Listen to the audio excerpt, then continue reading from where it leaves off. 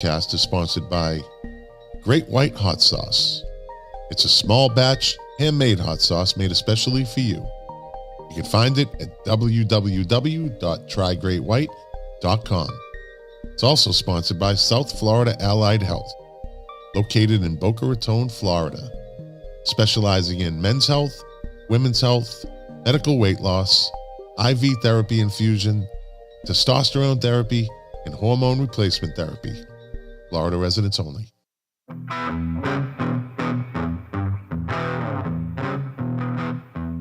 Well, here we are, episode 106. And on this episode, it's the dynamic duo. Me and Lou. Yeah. The good half of Rage Against the Cafe. Yeah, see how we kind of nudged out Jack and Mark? Yeah, we're good like that. Don't mess with me and Lou.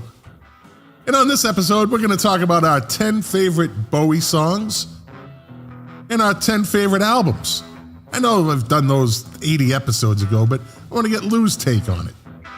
And we were supposed to have a top 10 ELO or ELP, Emerson, Lake and Palmer. I don't know, it got confusing. Mark Smith ruined everything. So that might not happen. Either way, enjoy the podcast.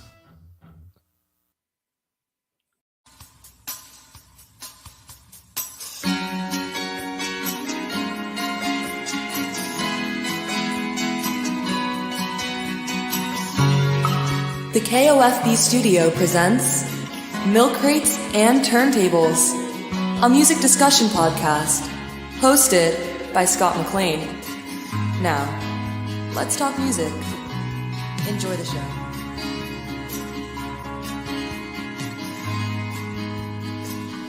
Think you, Amanda, for that wonderful introduction as usual. Welcome to the podcast. Like how I got Lou's theme song, and Lou made that song, and I kind of carry it through now. I used to wait till the song ended, but I like talking over it.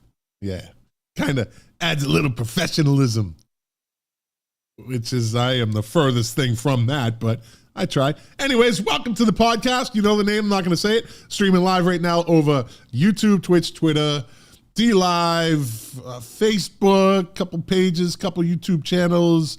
Yeah, just doing it all, getting it out there. Building that cult following that I love so much. So, yeah, it's just me and Lou tonight. You know, Jack's Jack now. Jack does things. Yes, he has another life. Yeah, and that's fine. That's fine. Shows you where his dedication is. Anyways, and Mark Smith, who's usually here, he had a prior appointment, prior plans. And so, you know, it kind of sounds like Lou and I just kind of nudged them out the way they've been going in the last couple of weeks. And without further ado, let me bring on Lou Calicchio from the Music Relish podcast, Professor Lou. Hello, Scott. Yeah, look at that. Lou's in the brown room tonight. I am in the brown room, really. It's either that or it's gray. And Scott, you are a paragon of professional perfectionism. Whoa, hey, wait, those are some big words, buddy. Don't be. Yeah, you too. All right, that's what I said. Oh, thank you. Yeah, you too. Uh-huh. I'm into alliterations tonight. Well, good luck with that. You're my best Spiro Agnew. Going back into the day. Backward. Jesus. Nattering nabobs of negativism. That's a bunch of. Yeah, I'm not going to do it. So let's jump right into it. Yeah. First of all, how's everything with the Music Relish podcast? We're doing good. We last week we did one of our Music Relish radio shows. Radio shows, yes. Yeah, we did 6 songs, pulled some stuff out, and Mark kind of hosted that one a little bit long. Because these songs from Perry and I separately. So we did about an hour. It was interesting to do an hour. You're like, when we're done, we're right. Another 2 hours to go. What's going on there? You mean I get extra time tonight? Yeah, what the hell? Now what am I going to do? You know? Yeah. Well, 2-man shows. Me and Mark we can't seem to get under an hour and a half. So I don't think you and I are going to be any different. I expect to be in bed by 11. And up at 4:30 or whatever you get up. 5. 5, give or take 30 minutes, right? 4 hours of sleep, yeah. Yeah. So I did these topics, like I said, literally probably 80 episodes ago. And I'd like to kind of revisit them. Mm-hmm. I'm trying to clean up the library, so to speak, from the older podcasts with the less quality. And really, we didn't know what we were doing. I can relate big time. I think we all can relate on that. You guys, I can't hold a candle to what you guys used to do. It's yeah. For those that don't know, the Music Relish podcast originated, and correct me if I'm wrong, Lou, they did it by telephone, cell phones. Rotary phones. And these are 3-hour podcasts, and they're doing them on the phone. Are you fucking kidding me? I couldn't listen to it either.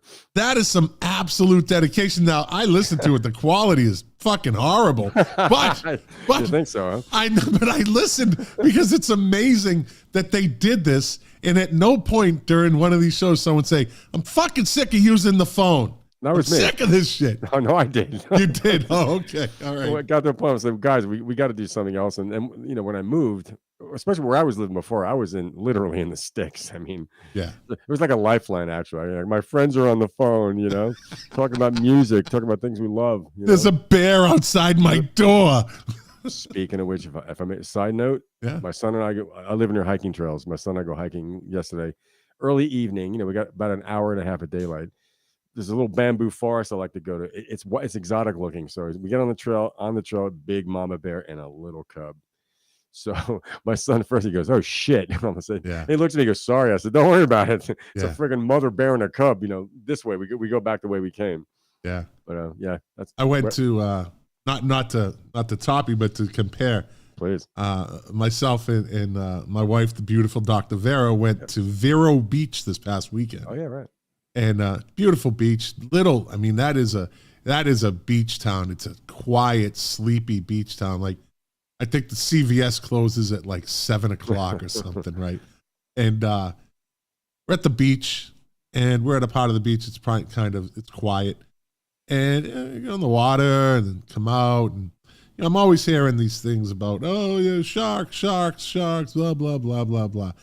There's a guy who's surf casting, like 30 yards away from us, to our left, and he's in the water up to his waist. He's got 2 lines going, 2 rods going. One's up on the shore, and he's got the other one, and he's working there.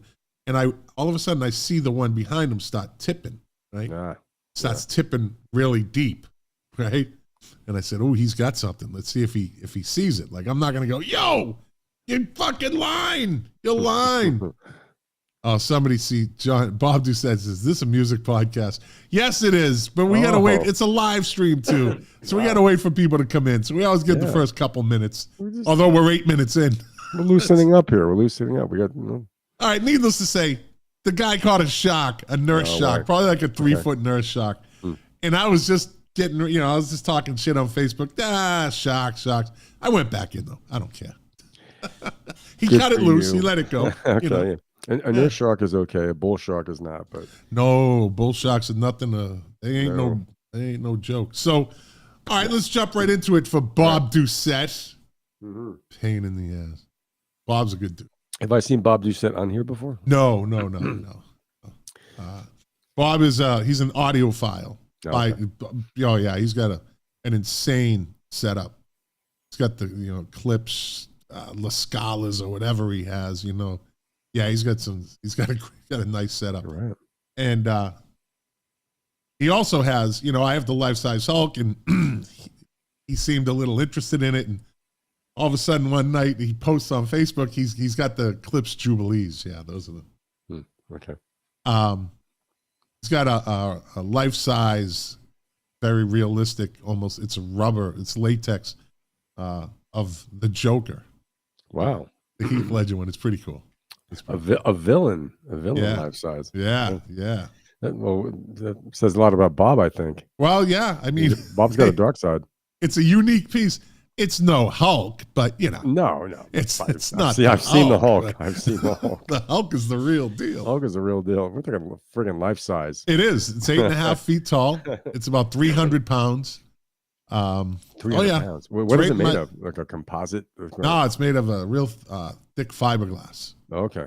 So it's pretty durable. Excellent. Yeah. All right, so let's get into it. Let's start with. Scott, are we not talking about ELO song? Because on our thread this morning, that was funny. Mark is like, "F you, ELP is my favorite band." It would have been fun to do it just to spite him. Oh, you can do it if you got a list. Be my guest. I don't. I did ELO though. In case you want to touch ELO, if we get to that point, we can. I was kind of on the fence about it. That was pretty funny. I was actually joking with him, and the joke I forgot to go in and say I'm only kidding. Oh, okay. So it kind of I did extra dragged homework out all for day. It's all right. We can do it next week. Sure. Let me see. What does Mark Talon say? Hulk can't play a fucking instrument. No, he can't. He can't. He doesn't have to. He just stomps his foot. So, top 10 favorite Bowie songs. Right? Very interesting list. Now, these aren't necessarily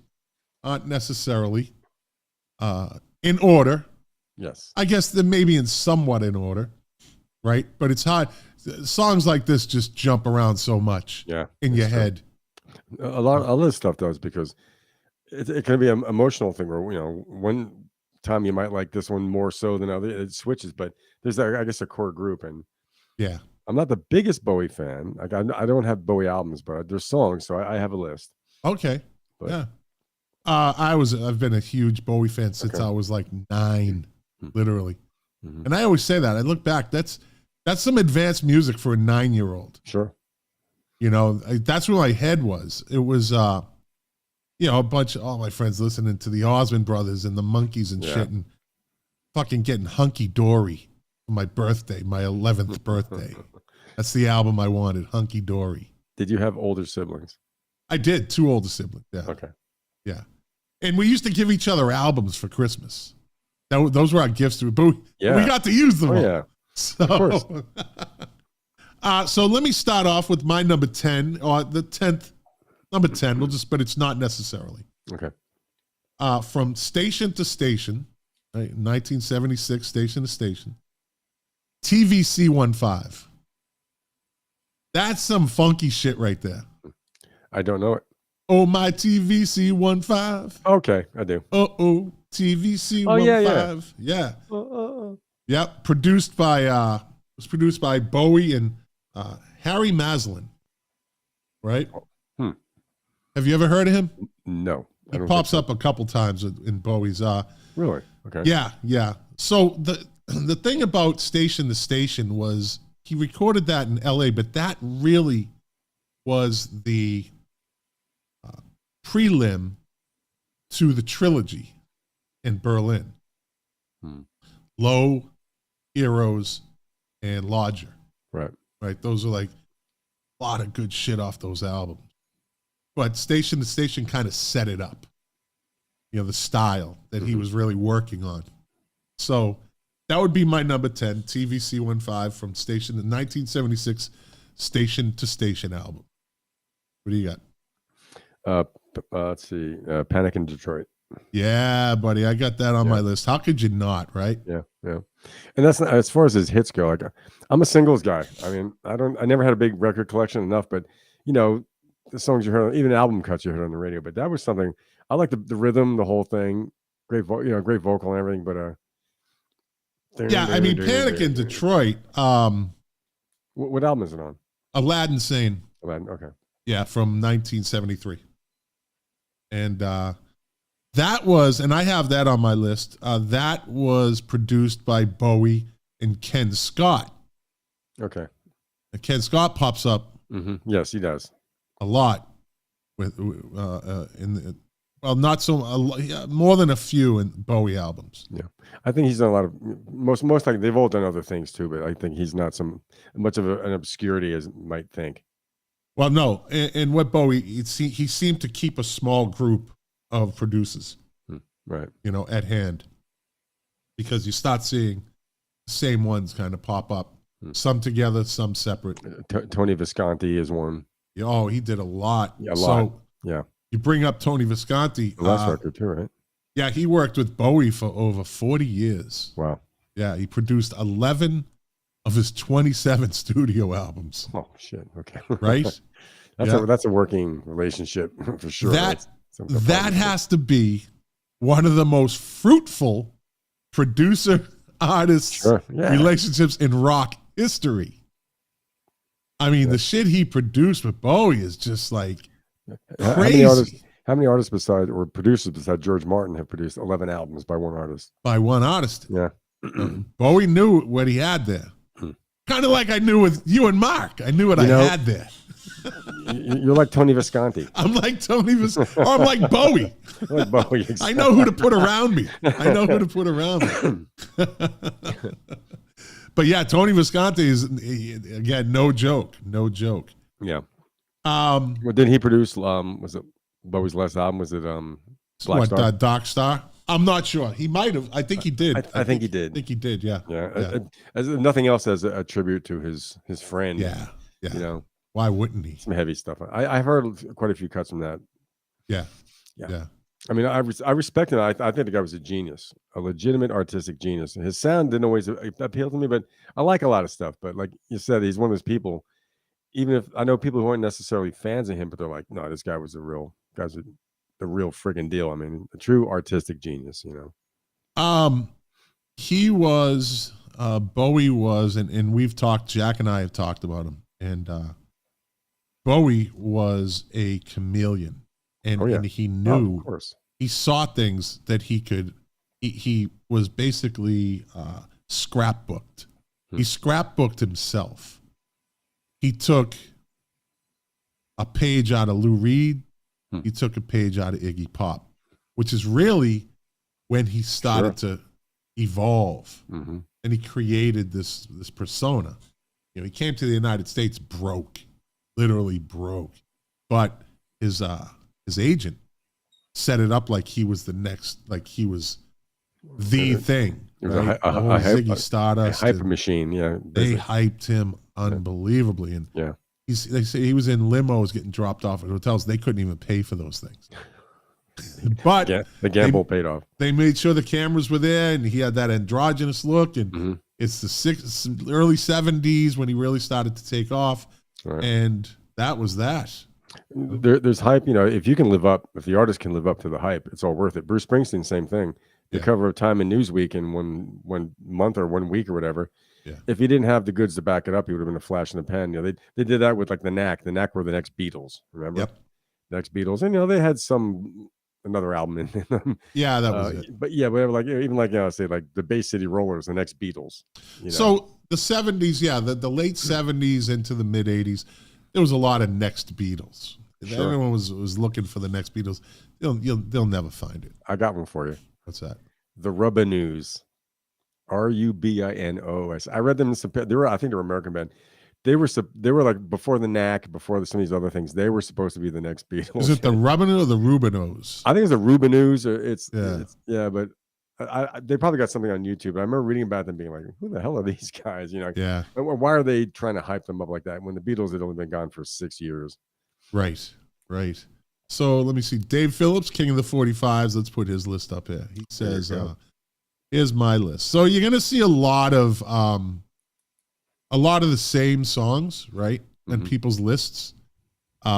He says it's Changes, Young Americans, China Girl, Let's Dance, Modern Love, Suffragette City, Under Pressure, Heroes, Diamond Dogs, and the Gene Genie. And there's nothing wrong with all of those. My list is a little different. But you're a fan. I'm a little deeper. I have been pretty much my whole life, album cuts. Yeah, some deep cuts. Yep. That maybe people have heard of. I'm sure they have, or maybe they haven't. But I kind of go, and I have a couple of the, standards. His greatest hits albums. Let's face it. It could arguably be ChangesOneBowie could arguably be the best greatest hits album. You could put that up to Elton John's first greatest hits album. Sure. Not the second. The second one was still good, but the first one, there's a few greatest hits albums you like. Just what the fuck? Elton John had hits. I mean, these things are there's America's Greatest Hits. There's really only about 5 top 40 songs on it, but like Bowie and and things like that. These guys they were smashes. Quality music too. Mm-hmm. And before I forget, my buddy, friend of the show, my brother Phil Kelly. He said, let me see. He sent it in a text, and his text can be erratic sometimes. Yeah, I've seen. I think he talks into the text, so it comes across. Sometimes it doesn't really transcribe. So he says, no specific order, right off the top of his head. Aladdin Sane, Cat People, the version with Stevie Ray Vaughan, right? Young Americans, Panic in Detroit. Hello, Space Boys, that's an album cut. The version of Your Buddies, I don't know what that means. Blue Jean, like Blue Jean. I like Blue Jean. Actually, that's kind of in my almost made the top 10, but I really do like that song. I thought it was called Blue Cheese. A friend of mine played on that record. On Blue Jean? Yeah, trumpet. Yeah. Really? Yep. Okay. A neighbor of mine, old neighbor of mine. Yeah. And he got, let me see. Not on that list, dancing. Not on that list, Dancing in the Street with Mick Jagger. Not on that list. It's on mine. He likes the single. There's a single off of Dark Star. He doesn't know the name of it, so it's Lazarus or something, or maybe that was that was the advanced single, I think. Yeah. So where were we? Did you just give you? See, I always get. We just did our 10. That's our 10. Okay, I'm gonna go to 9. Off of Pinups, 1973's Pinups, which was basically it was very odd. I love the album, but it's a very odd album. Whereas in 73, when he was just really starting to pick up steam, he does a covers album. Pinups is like a covers album, which I thought was like, why would you do that? Just to get stuff out there? Or what's that? What year was that? Pinups? 73. Is that when he did the Springsteen cover? It could be. Okay. It could be, yeah. But off of that album, I love his version. It was written by Syd Barrett, and it was produced. The album was produced by Bowie and Ken Scott, right? See Emily Play. Wow. Yeah. I think I've heard it. I love his version of that. I like his version of it better than Pink Floyd's. Really? Yeah. But it's a very obscure song. It's very 60s. Sure. It's that era of Pink Floyd that would have stayed a psychedelic band. Yeah. Had Syd Barrett not left, But I think they would have been like the Strawberry Alarm Clock, I think, or those other things if they had continued in that vein. Yeah. So give that a listen when you get a chance. See Emily Play off of Pinups. I'm writing it down. Yeah. All right, what else you got? And this is no joke because I really like the song because I really like Christmas Time. A Little Drummer Boy with Bing Crosby. It's low on my list. No argument. I love it. I think it's great. And Bowie was a crooner. Yeah. And that was no joke when they did that. The Jimmy Fallon skit aside. Yeah. But no, I think I happen to love that being a drummer boy. Yeah. But it's one of my favorite Christmas songs, and I think it's great. I listen every year. That's on Christmas time. I look forward to hearing it. So I think everybody does. So there's no argument. It was no joke.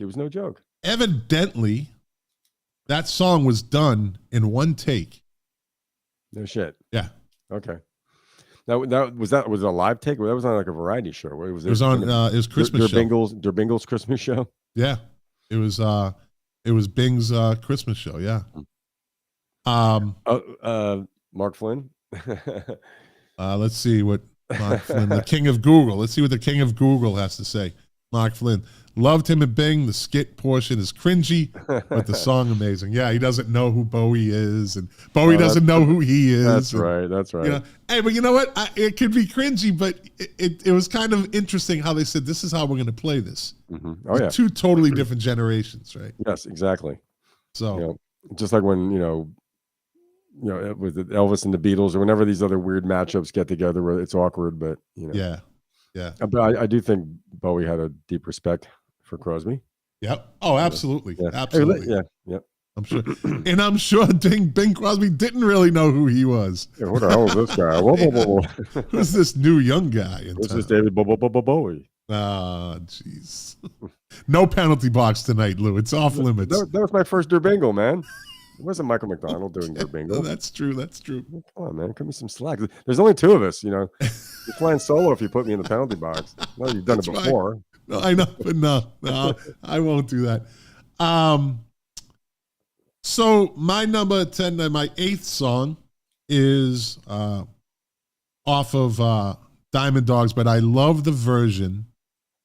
I love the version of David live at the Tower in Philadelphia. I mean, that album was not recorded well, the recording, but I loved it. I fucking loved it. I wore the grooves out on that album. And the live version, and I like the studio version, but the live version of Cracked Actor is fucking great on that song. Aladdin Sane? On that, no, it's I think that was on Aladdin Sane. Okay. Was it? Yeah. What did I say? Diamond Dogs? I think so, yeah. Yeah. Okay. Off of that live album, though, that version, I fucking love it. Cool. I love it. Again, they've remastered that thing a couple of times to try to, but when I first listened to it, I didn't care. The quality was not a big deal to me. The performance. Yeah, he was in the middle of switching over from Ziggy Stardust, kind of getting out of that. Mm-hmm. And crossing over into the Young Americans, the Thin White Duke. My favorite. Oh, the Blue Eyed Soul, actually. Blue Eyed Soul. I think calling it. That's my favorite period. Yeah. Yep. So, Cracked Actor, great version on. I actually saw him do it, which I thought was fantastic when we saw him live in Sullivan Stadium. It was an amazing show, and the people that I know that we all went. I think Mark Talent was probably there. It was pouring rain all day, pouring. We had trash bags like as raincoats, and kind of moving through the crowd, and we're all on the field on the floor. And right before he comes out, like see the sun start to come in. A helicopter comes in, right, and all of a sudden the fucking sun just stops raining. It was like God came into the stadium. Right. I am not making this up. It was like God came into the stadium. Right? That's great. It just cleared everything up. It cleared up, and then when he came on, it didn't rain for the rest of the night. It's wild. It was a great show. It was a Let's Dance tour, right? Serious Moonlight tour. That's the name of it. Great name for a tour, though. Yeah. And he did Cracked Actor, and he had the giant rolling skull come out on stage, and it was a fantastic show. It's one of those shows that it was so good that I never really tried to go see him again. Okay. Because you peaked. It was so good. It was so fucking good. He did all his hits. You know, and so Let's Dance was a huge album. Was that 83? It's like 83, yeah. Okay. Yeah. That was a comeback album. Yeah, it was a launch pad is what it was again. Yeah, I mean, I liked a lot of that stuff on that. Yeah. I think was it Bernard Edwards, or was that who produced that? I'm not sure. I think it was Bernard. It was one of the two guys from Chic. Nile Rodgers? Nile Rodgers, maybe. Nile Rodgers did it. Yeah, okay. Yeah. That's who it was. With the late great Tony Thompson on drums. Yeah, that's right. That was good. Stevie Ray Vaughan on guitar. Yep. Mm-hmm. Which launched his career. Yep. Exactly. Tom Benwald, friend of Mark Smith's. Good evening, gentlemen. Yeah. Lou Thomas. What do you got next? Okay. Suffragette City. Yeah. Great rock and roll song. Yeah. You know, it was all over the radio in the cities, but you know, that classic line, wham bam, thank you, ma'am. Yeah. You're in high school, you know, those were our years for hearing that. But now, was that the album that he played most of the guitars on? Bowie played a lot of instruments. I know. He played saxophone. He played guitar. He played keyboards. I mean, Bowie played a lot of instruments. Yeah. But on one album, he played almost all the guitar. Right. Except for, maybe Mick Ronson might have played a couple of parts on some. Maybe that might have been Rebel, maybe. Well, That's not even on my list. I forgot about Mick Ronson was with him for a while. Yeah. He was with him for a while. So I'm not sure when he split off, when Bowie just started doing his, really kind of got. Mick Ronson was like with Spiders from Mars. Yeah, I think so. That's when. So after that glam period, he was probably, And they come in and they'll do studio stuff. But Mick Ronson had his own solo career launched from Bowie, from being in Spiders from Mars. Yep. It was mediocre, but people knew who he was. Could he sing? That's what these guitar players that go solo. Mick Taylor from the Stones, the best guitar player they ever had. That's their bad to me. That's their best period with Mick Ronson. Yeah. But when guys like that go solo, you got Mick Jagger, you got a front man, like, the guitar, they have to play guitar-based music, and you have vocals, it's like you can only be so much as far as the rock and roll world goes. You'll be on bills with other bands and stuff, but you're never going to be like a rise to the top. That's why there's a Bowie and a Mick Jagger, and these guys that were unique vocalists. So we were talking about Eric Johnson with Mark last week, and I asked Mark, I said, well, his career kind of stalled. I said, could he sing? Yeah. And he goes, not bad. So, you're not going to be in the rock and roll world. You'll be in the blues world or the blues rock world and the touring circuits. But, what can you expect from your great talents as a guitar player? You're not, unless you got a great front man with you. Carlos Santana always had great front men. And you have that so you have Johnny Marr with the Smiths, who I always reference, of course. Right. I remember seeing him on one of these late night shows, and he kicks in the riff of How Soon Is Now, and then he tried to sing it. Emphasis on the word tried. There you go. Really, only Morrissey can sing that song. I've heard other cover versions of it, but Johnny Marr trying to sing How Soon Is Now, or really any Smith song, since Morrissey's voice it was an instrument in itself in that band.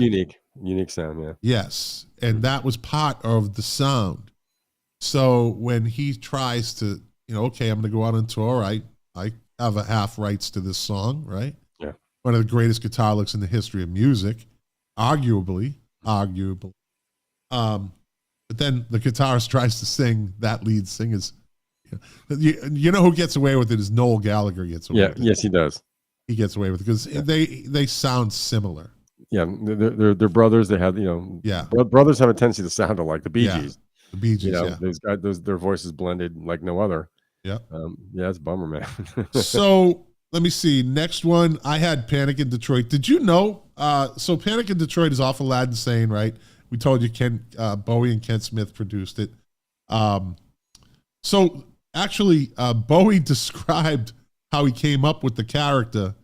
And of course, it's a pun. The name is a pun on Aladdin Sane, right? Mm-hmm. So he kind of said it's like Ziggy Stardust Goes to America. That's how Aladdin Sane was created. Did you know that the cover artwork, featuring the lightning bolt going across his face, was the most expensive album cover ever made at the time? Really? Yeah. Why? I don't know. But just the way it was designed, maybe. Maybe it was a very unique picture, right? Yeah. So with graphic arts, maybe there was a certain production thing they had to do. Yeah. Perry and I worked in graphic arts in the late 80s. The way they do covers, like we did magazine production, the color layer, there's many, many different ways to burn these things. It's very complicated. It's all computerized now, of course, but back in the early 70s, it was probably a pretty laborious process to get that lightning bolt across his face. With the colors. With the colors, yeah. The colors in it. He's only have 4 colors in printing, it's a certain thing, but interesting. So there's a kid in my neighborhood. His mom is a realtor, and we became friends with her. She actually was the one that got us this house called Casa McVera 2.0. Excellent. So her oldest son, probably in his mid-20s now, maybe late 20s, maybe 4 years ago. About 4 years ago, she was, her and my wife were hanging out, and she mentions her son, and he's in the spectrum. And they didn't know this. They just found this out like within the last 6 months of when this was story I'm telling you happened. And she said he's like this really amazing artist. And I met the kid, right? And he's right around high end spectrum to middle. Like he's just on that cusp, middle to high, right? He's functional, can talk to you, have conversation, but there's limitations. But this kid has a talent like I've never seen, right? This kid, his mom told me this. She told us this. He's an artist and he draws these pictures, but he doesn't draw the pictures. He uses numbers and letters to do the picture. Numbers and letters, right? Wow. So I said, wow, do you think he could do something? I asked him to. So the kid comes over, just lives down the street. So he's probably, 20 at the time, 21. And he sees my album collection and he's like this generation of kids that just got back into vinyl. Yeah. And he happened to like Santana. So I was like, hey, I can't stand the guy. I don't like his music. You don't? Okay. So I gave him a Santana album, but I said, can you do an album cover for me? He said, sure, I'll do it. Which one do you want? And I gave him Aladdin Sane. I said, can you do this album cover in the way you do things? He said, yeah. Like about, I don't know, it took like maybe 3 months, 2.5, 3 months. And his mom calls my wife and says, it's done. So it's on regular stock, like, card stock. Yeah, drawing paper kind of thing, right? Well, yeah, it's heavy though. Yeah. It's heavy. And he did the album cover. He used the lyrics to every song. Shit. To fucking do this. That's wild. Like if you put a magnifying glass in a certain spot, you'll see the lyrics, and he does all the filling. I'll take a picture of it and I'll send it to you. Yeah, please. Right?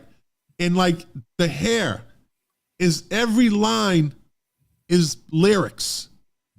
It's fucking amazing. That's very original. It's unbelievable. Like, how do you do that? How do you write that small? Or what kind of tools, what kind of pens or whatever he's using to do it? It's an ink drawing, or is it? It's pencil. It's pencil. It's pencil. Yeah, it's just regular, or dark pencil. Maybe it's not pen. I know it's not that. Yeah, a certain pencil that probably won't smudge. It's a drawing pencil. I don't know. It's amazing though. Wow. The lightning bolt lyrics, right? I don't think he filled anything with just shade. Okay. There might be 1 or 2 spots that he shaded. But I was like, are you? And I didn't even know. Like, I think I gave him like $200 or something. Nice. He didn't want any money. He's like, can I keep the album? I was like, fuck, I got another one. That's great. I got another one. Don't worry. You got an album and a couple $100 for that. Yeah. Well, it took him a couple months. I mean, this thing is amazing. And I have it around my album collection, but I'll send you a picture of it. Yeah, please.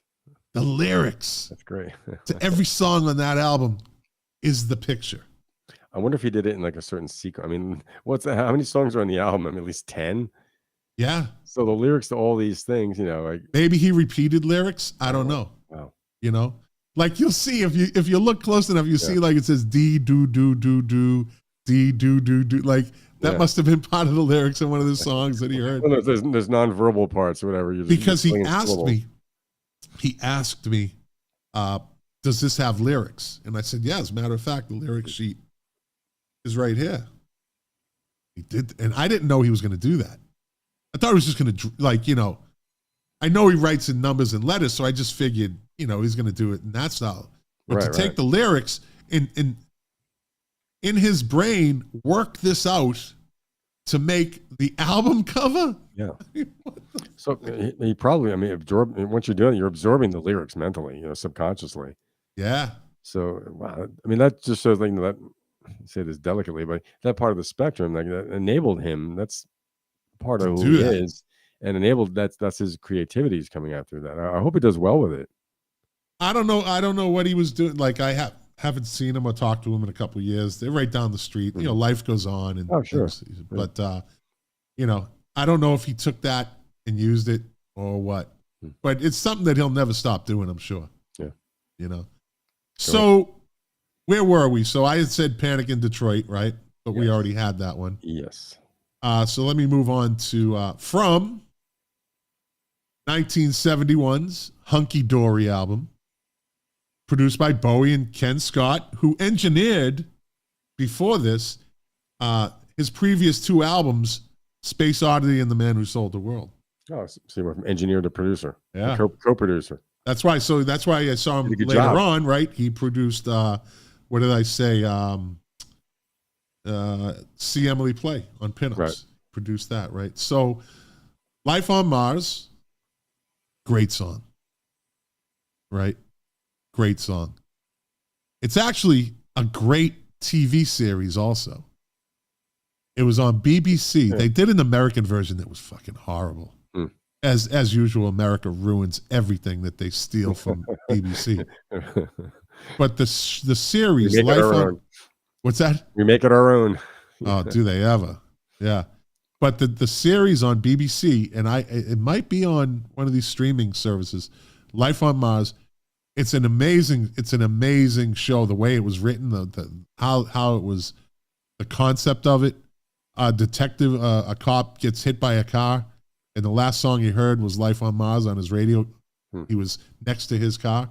Next thing you know, the dude wakes up in like 1982 as a cop in London. And it's just totally like, oh shit. Huh. Yeah. Not like Puchinsky. What's that? You know, Peter Boyle, the actor, was. Oh yeah. If you go to YouTube, he did a pilot for a show. Of course, he plays a cop that gets killed in the line of duty and comes back as like a bulldog or something. Oh, it's one of those things you're like, what the hell were they thinking? It sounds like something that might have been an English show, but we took it and just ran with it. But it was truly god awful. So, did you ever watch the TV show when it was good, American Horror Story? No. Okay, so American Horror Story, every season it would be a different storyline, but they use the same actors, right, from the season before. So I think the fourth season was American Horror Story Carnival, and it was about kind of loosely based on the movie. What was the movie with the freak? It was called Freaks. Oh, okay. Black and white, right? Yeah. Kind of like that. The pinheads where those critters were, and they were all in it. They were all in this season. Jessica Lange, right, does this version of Life on Mars. And the way they kind of put it together, now this took place in the 40s, but she's singing Life on Mars in the 40s. Okay. At a carnival show, right? And she had on the powder blue suit. Like if you watch the video for Life on Mars, she has the red hair, powder blue suit, kind of pancake face, exactly like Bowie. But it's 1940.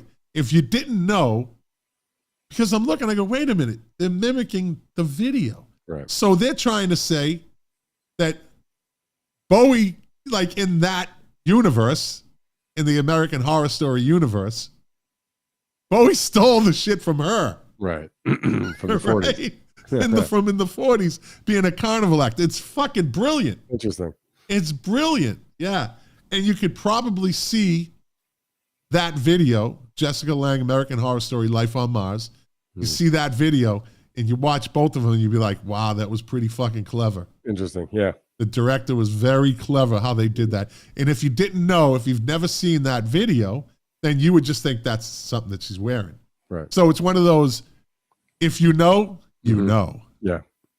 Right. Yeah. So Life on Mars, great song, great BBC TV show, and a great version that by Jessica Lange on American Horror Story Carnival. Jessica Lange, of all people. You know what? Jessica Lange was not, she was still a good looking woman. Oh, sure. You know, she was hitting her beyond her peak. She had Sure. already peaked, but she kind of stayed. She kept herself together. Like Michelle Pfeiffer. Yeah. Jessica Lange kept herself together, man. I like kind of an that. older cougar, but hey, listen, I'm just saying. Yeah. Just saying. I like the 1976 King Kong. Yeah. Jeff Bridges and her. It's good. Good. Yep. And Charles Grodin, I think. Charles Grodin. Yeah. The late great Charles Grodin. Yeah. So what do you got? Okay, I got so you and I did mention Blue Jean though, but someone. Yeah, go ahead. Yeah. Well, that's something too. I like that song. It's just a great rock pop single. Nothing super serious or very deep. The lyrics are kind of weird. Just almost like something Mick Jagger would write. She's got Latin roots. She's got turned up nose. It just kind of, but it's got a great feel. I like the guitar on it. And the saxophone. The saxophones. I think that's a guy named Stan Harrison. Right. When I lived in New Jersey at one point, the guy lived downstairs from me was a trumpet player for the Conan O'Brien show. He's one of the Max Weinberg Sevens. It was Mark Pender. So he played on that session, and I think the guy named Stan Harrison played on it too. Mark said Bowie was the ultimate consummate gentleman professional. I mean, came in cool as shit. Everyone was well taken care of. The sessions are top notch professional food. Like he took care of these players. Everyone, he knows what he wanted. You're in there to work, you get it done. But he said total class act all the way. Yeah. Or whatever kind of artist giant he was at that point. And that's in the 80s, mid 80s, I think, probably 83, 84. Well, no. he was just cool. Right? Yeah, super cool. Like that's the whole thing. Extremely cool. Well, came in, did his track, but the guys, I don't know who produced that, but they got it done. I don't think it was a belabored session either. I don't think he put a lot of time into that, whatever album that's on. But I thought that was a great, maybe like a throwaway for Bowie, really. But just it was a hit, and the video was pretty funny. Friggin' song. I don't remember the video. He's in a nightclub, and he plays two parts. He's the entertainer. Yes, and then he's the guy that comes in, the nerdy guy, the goofy guy with the Band-Aid on his nose. That's right. That's funny. Knocking the drink over, trying to be smooth with the girl. Kind of like Ray Davies in one Kinks video. It might have been "Come Dancing." Right. Yes. He's playing. He's got the fake mustache, like the Latin Lover type. Just very cool. One thing, Bowie, he loved throwing that saxophone in there. You hear a lot of it on Young American. Oh, right? Hell yeah. Yeah. Cracked Actor starts off with a saxophone intro. He always had that sax in there somewhere. Mm-hmm. It became kind of part of his sound. Yeah. And as much as the sax became a big part of like rock and roll, late 70s on, I mean, we on Music Relish, we did a show on the saxophone, how it's thing through rock and roll, and how it got almost like overused at one point, like in 1979. Like think of Al Stewart's Time Passages. It's just, yeah. And even Hear the Cat. I mean, Bruce Springsteen, but like many songs. Clarence was a whole another level of saxophone. Oh yeah, the big man. Yeah, I used to kind of like say, okay, he's a good rock and roll sax player. He's a good rock and roll, but I heard a live version. It might have been it might have been the intro. He did something before Jungle Land. Jungle Land is the greatest sax solo in the history of music, and if not just rock and roll, I mean, in the history of music. Some Charlie Parker fans might beg to defer about it, and that's jazz, and that's fine. But overall, you listen to that. If you want to say rock and roll, then we'll stick with rock and roll. But yeah, I agree. One of it is the greatest sax solo on Jungle Land. It's the whole second half of that song. Yeah, it just takes over, and that's probably the longest song on the record, I'm sure. Yeah. He wouldn't play that. He wouldn't play that song after Clarence Clemens passed away. Wouldn't do it, right? Wouldn't do it live. Not even with Clarence's nephew on sax. That's when he did do it. Okay. He finally gave him. He kept it in the family. He kept it. If he was playing, but he wouldn't do it. Then finally, he gave him the tilt of the hat. Yeah. And he said, "All right, make your uncle proud." Yeah. And he did it. In the Food Town supermarket in Seabright, New Jersey, my mother had Clarence Clemens followed my mom around, asking her out. Really? Yes, because my sister, late sister Karen and Max Weinberg were a couple for the beginning, like Born to Run years. They were and so my mom got to meet some of the guys. I didn't meet anybody except for Max, but she said one time she goes, Clarence. He knew who she was. He knew she was Karen's mother, my mother. So he was just following her around, like, flirting with her the whole time in the supermarket. I could just picture my mom being like, "Stop that!" Just got this big dude saying, "I'm going to take the big out, man, the big man, doing take your mom out." He gets mentioned in 10th Avenue Freeze Up. That's right. That's right. And the big man joined the band. Yep. Scooter and the big man bust the city in half with a 10th Avenue Freeze Up. Great horn section on that song too. Absolutely. Do you know the story behind that? 10th Avenue Freeze Up. How the horns came about? No, but I do know that they asked him what the song was about, and he said, "I have no idea." No idea.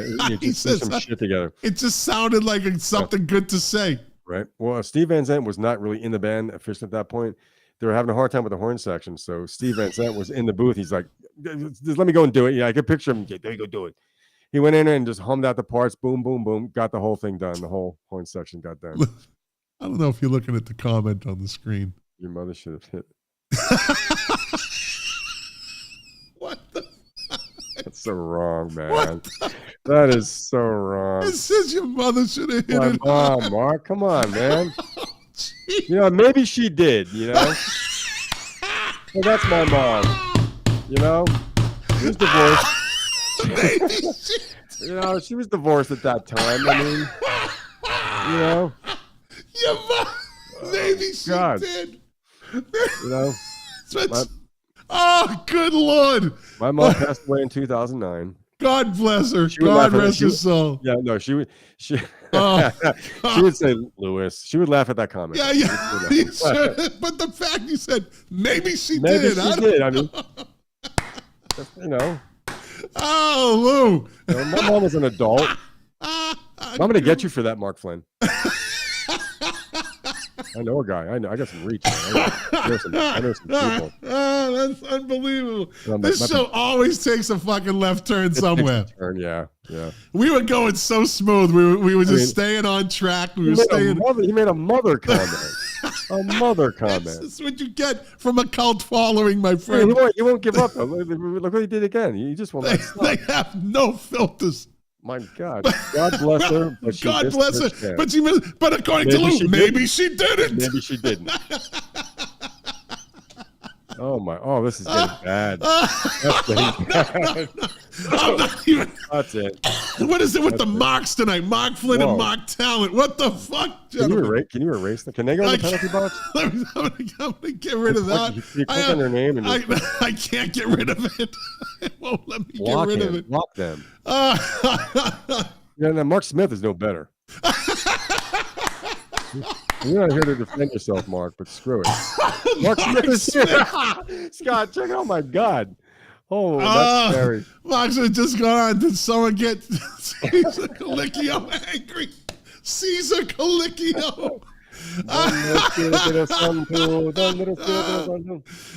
He called you. He called you Caesar Calicchio earlier in our text message. He called me what did he say? El Jefe, El Honcho, El Head Honcho. It's funny we just mentioned Mark and he pops up. Fucking Mark Smith, Mark Talent, and Mark Flynn. Fuck the three of you. You got the triumvirate of suck right there. The triangle of suck. God, no, except for Mark. The triangle of suck. I gotta apologize to Mark Smith because he's a friend and partner. Triangle of suck. It's an isosceles. It's an equal triangle of suck. Isosceles suck. Mark Flynn, Mark Smith, and Mark Talent. The triangle of suck. Mother's joke. Mamma mia. I'm fucking dying here. Mi sua madre. Oh my God. I we just got to shut the fuck up from Mark. What's his name? Mark No Talent? Mark Talent said shut the fuck up. No Talent. He's the one that called last week. Dude's blowing the stick, dude. I'm blowing a stick in the parking lot. That's right. Oh my God. Oh, okay. All right, we got the one. Oh, more for this. That went totally south. Oh, Jesus Christ! I don't even know where we were. My mother should have hit it hard. Oh, that started it off. There we go. Okay.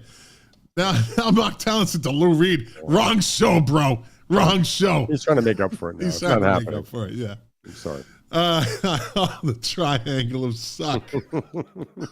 I'm never gonna forget that one. There you go. That was There you great. go.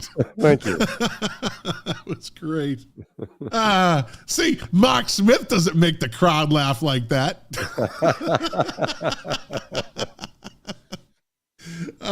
Okay, where were we? All right, did I leave off or did you leave off? I think it was me. I did a Blue Jean. You did Blue Jean. Okay, so I'm going to go with from 1977, a song co-written by Brian Eno, and the album Heroes, produced by Bowie and Tony Visconti. The song Heroes, of course, has to be on the list, right? Yes, it is. Yep. And that was from Heroes. It was the way. Did you ever see the story on how they recorded that? No. So they're in the studio, and I think that was let me see, that was part of the Berlin session, the Berlin Trilogy, Heroes.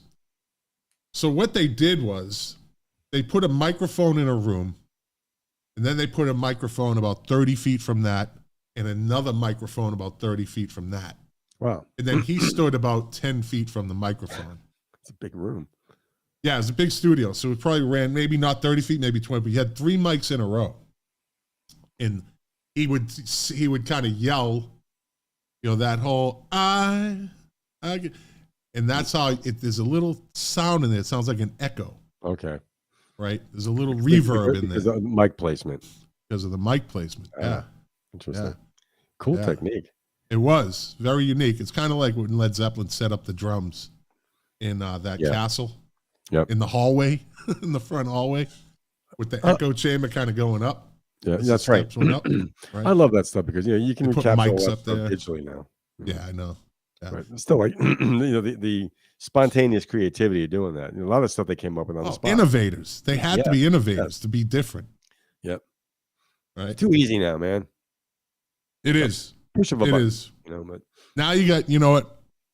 Now you have Paul McCartney just finished a Beatles song that John Lennon they got off a cassette, and he finished it with AI. I heard that. Yeah. Yeah.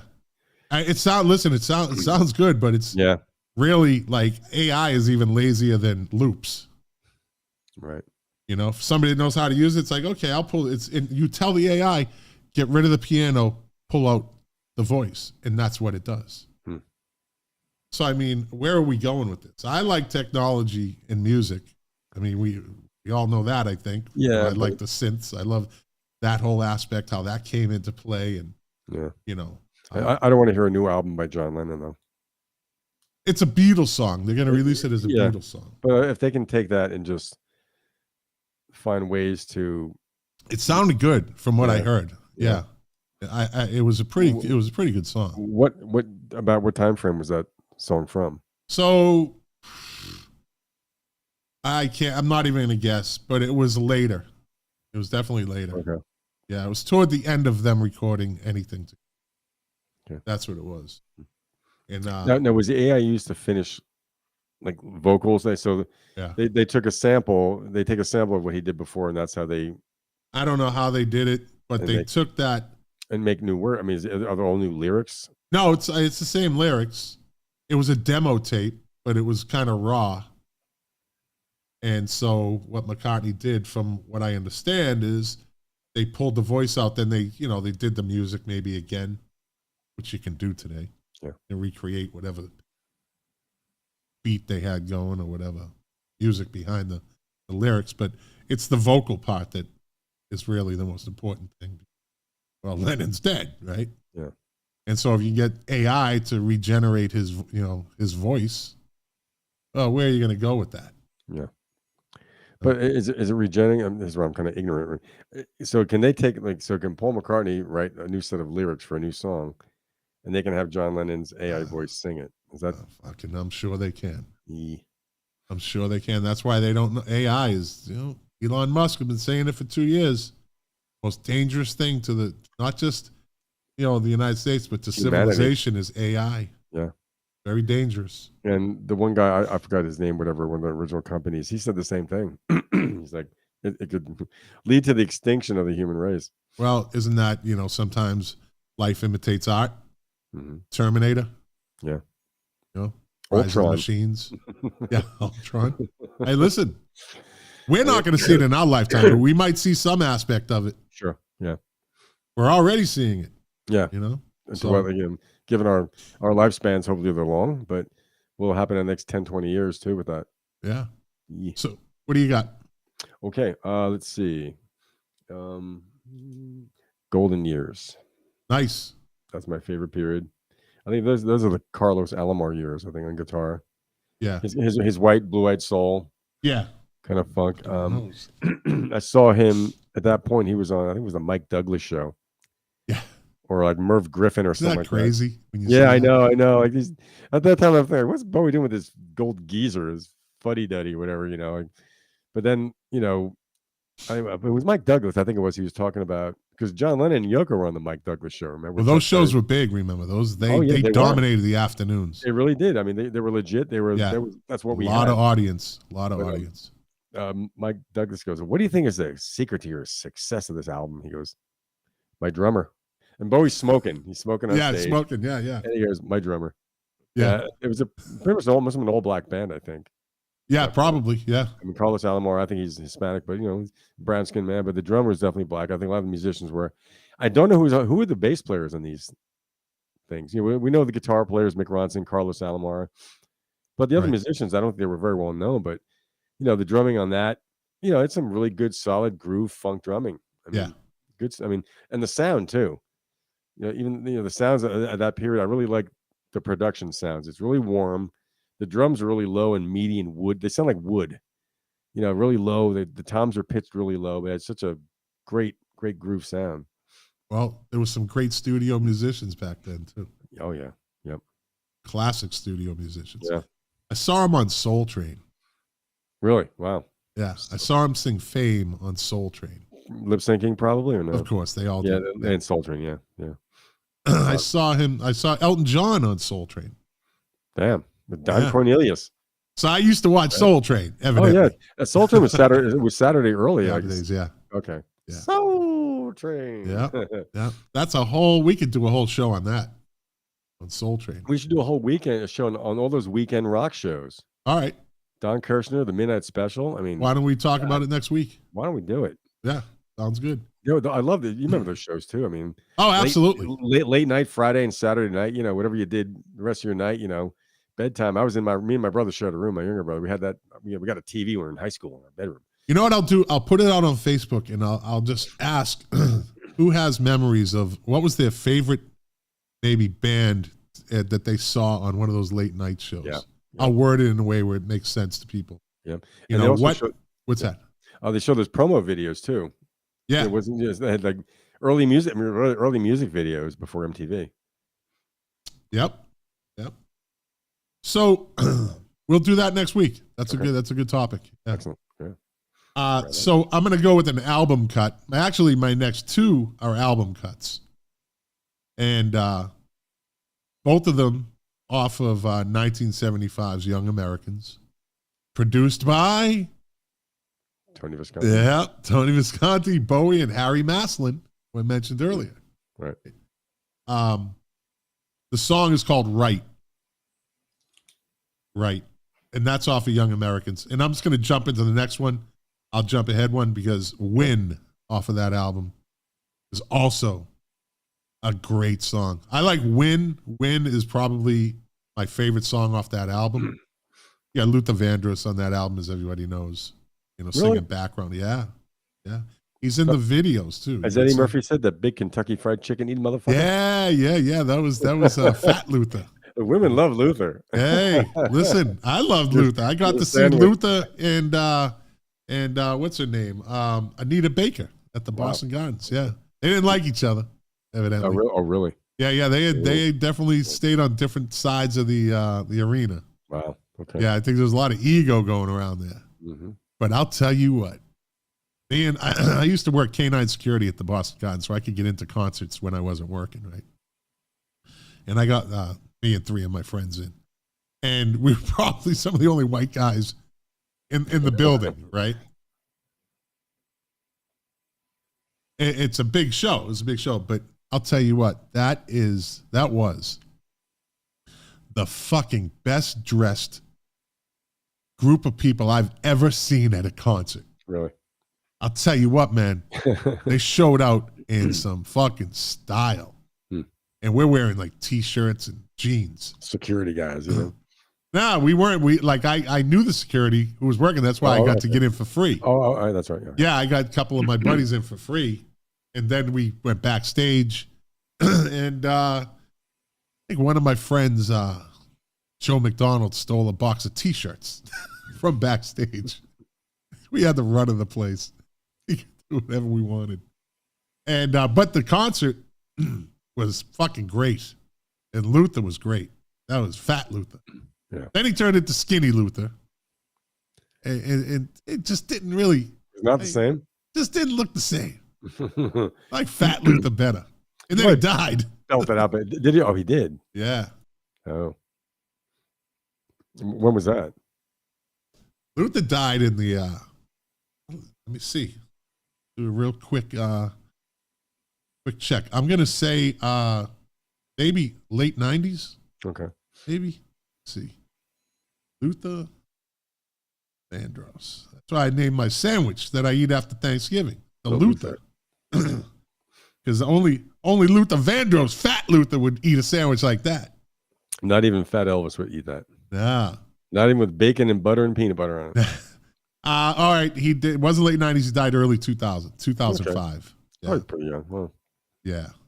He died of, let's see. It's probably a heart attack, illness and death, diabetes. Oh. He had diabetes, hypertension. Like Billy Preston. Let me see, at age 54, heart attack, like I thought. Oh, wow. 54. Fuck that. Fucking Luther. Damn. What the fuck? Young. Yeah. Too young for such a talent, a big voice. Yeah. Big voice. But yeah, he got his start. He was one of the background singers on Young Americans. That's very cool. Yeah. So I got right and I got win off of and you're gonna hear Young Americans again the next segment. So yes. Okay. What do you got? I've got let's see. Fame. Hello? Your mic is out. Yeah, I just shut it off because I'm coughing. Oh, yeah, you did the same thing. So just keep talking. Don't worry about it. Fame. Always like that song. I mean, I know John Lennon's on it. I think that's from the same era. My favorite era. Is that from the Young Americans album? Yes. Okay. Those sound effects, you wouldn't do that now. Fame, speeding up and slowing down the tape. By today's standards, that's like really, really primitive, but I think it was a cool day. It was kind of a one-off thing. And, that period of John Lennon's thing, he was kind of phasing in out of music at that point, I think. What year did Young Americans come out? Was that 75? Young Americans came out in 70, I think it was 73 or 74, actually. Okay. Yeah. So that was that time when Lennon, after 75, he didn't do anything for 5 years. 75. Came out in 75. I'm sorry. Okay. So that's at the beginning, right before he just kind of walked away from music. Right.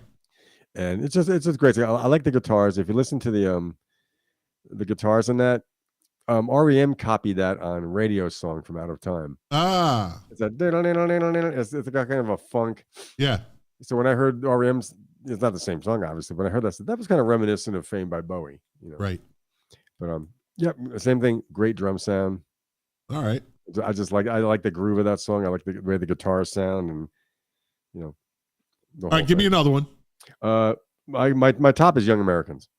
Young Americans. You like it? Doon, doon, doon, doon, boom, boom, boom, boom, boom. Just the simple drum fill, but it just sounds so fucking good. Yeah. Yep. And I don't know who sang backup on that. I love the backups. Real that soulful. Was again, Luther was part of that. There was some women, some women in Luther. Where you can see it in the studio. There's a video. I believe it's It's either Young Americans of Fame, and they're in the studio recording it, and you see Luther and the girls, and kind of they're actually in the video for a second here and there, cool. in and out of the video. Yeah, you're like, hey, that's fucking Luther. Was he fat, Luther? He was getting big, Luther. He was getting big. He wasn't Luther. quite big Kentucky Fried Chicken eating motherfucker, Luther. Nah, he wasn't fat and comfortable, Luther. At that point, he was getting there. He was almost fat, Luther. We say that respectfully. Oh no, come on! Everybody knows that. Listen, there's absolutely. two Luthers. That's all there is to it. There's fat Luther and there's skinny Luther. Just like Elvis. Yeah, and everybody thought Luther had AIDS. Oh, really? That was the big deal. That was the big thing. It was probably because of diabetes that he Probably lost weight. diabetes, and he went on some diabetes medicine, and who knows? And they He's have to probably really trying to get control your healthy. diet. Yeah. Yeah. And that's what he was doing, and then died. Yeah. Well, they did it with Michael Stipe too. Michael Stipe had no weight to lose. Right. Like in the early '90s, they're like, all the rumors flew around, and the thing was, he was just a skinny dude. Yeah, he's just a tiny dude, Tiny little fry, yeah. like a fucking bobblehead.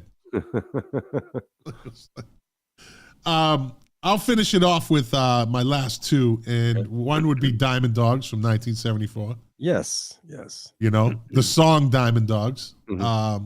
Great song. Yeah. Tells a great story. The song leading up to it, what's the fucking name of it?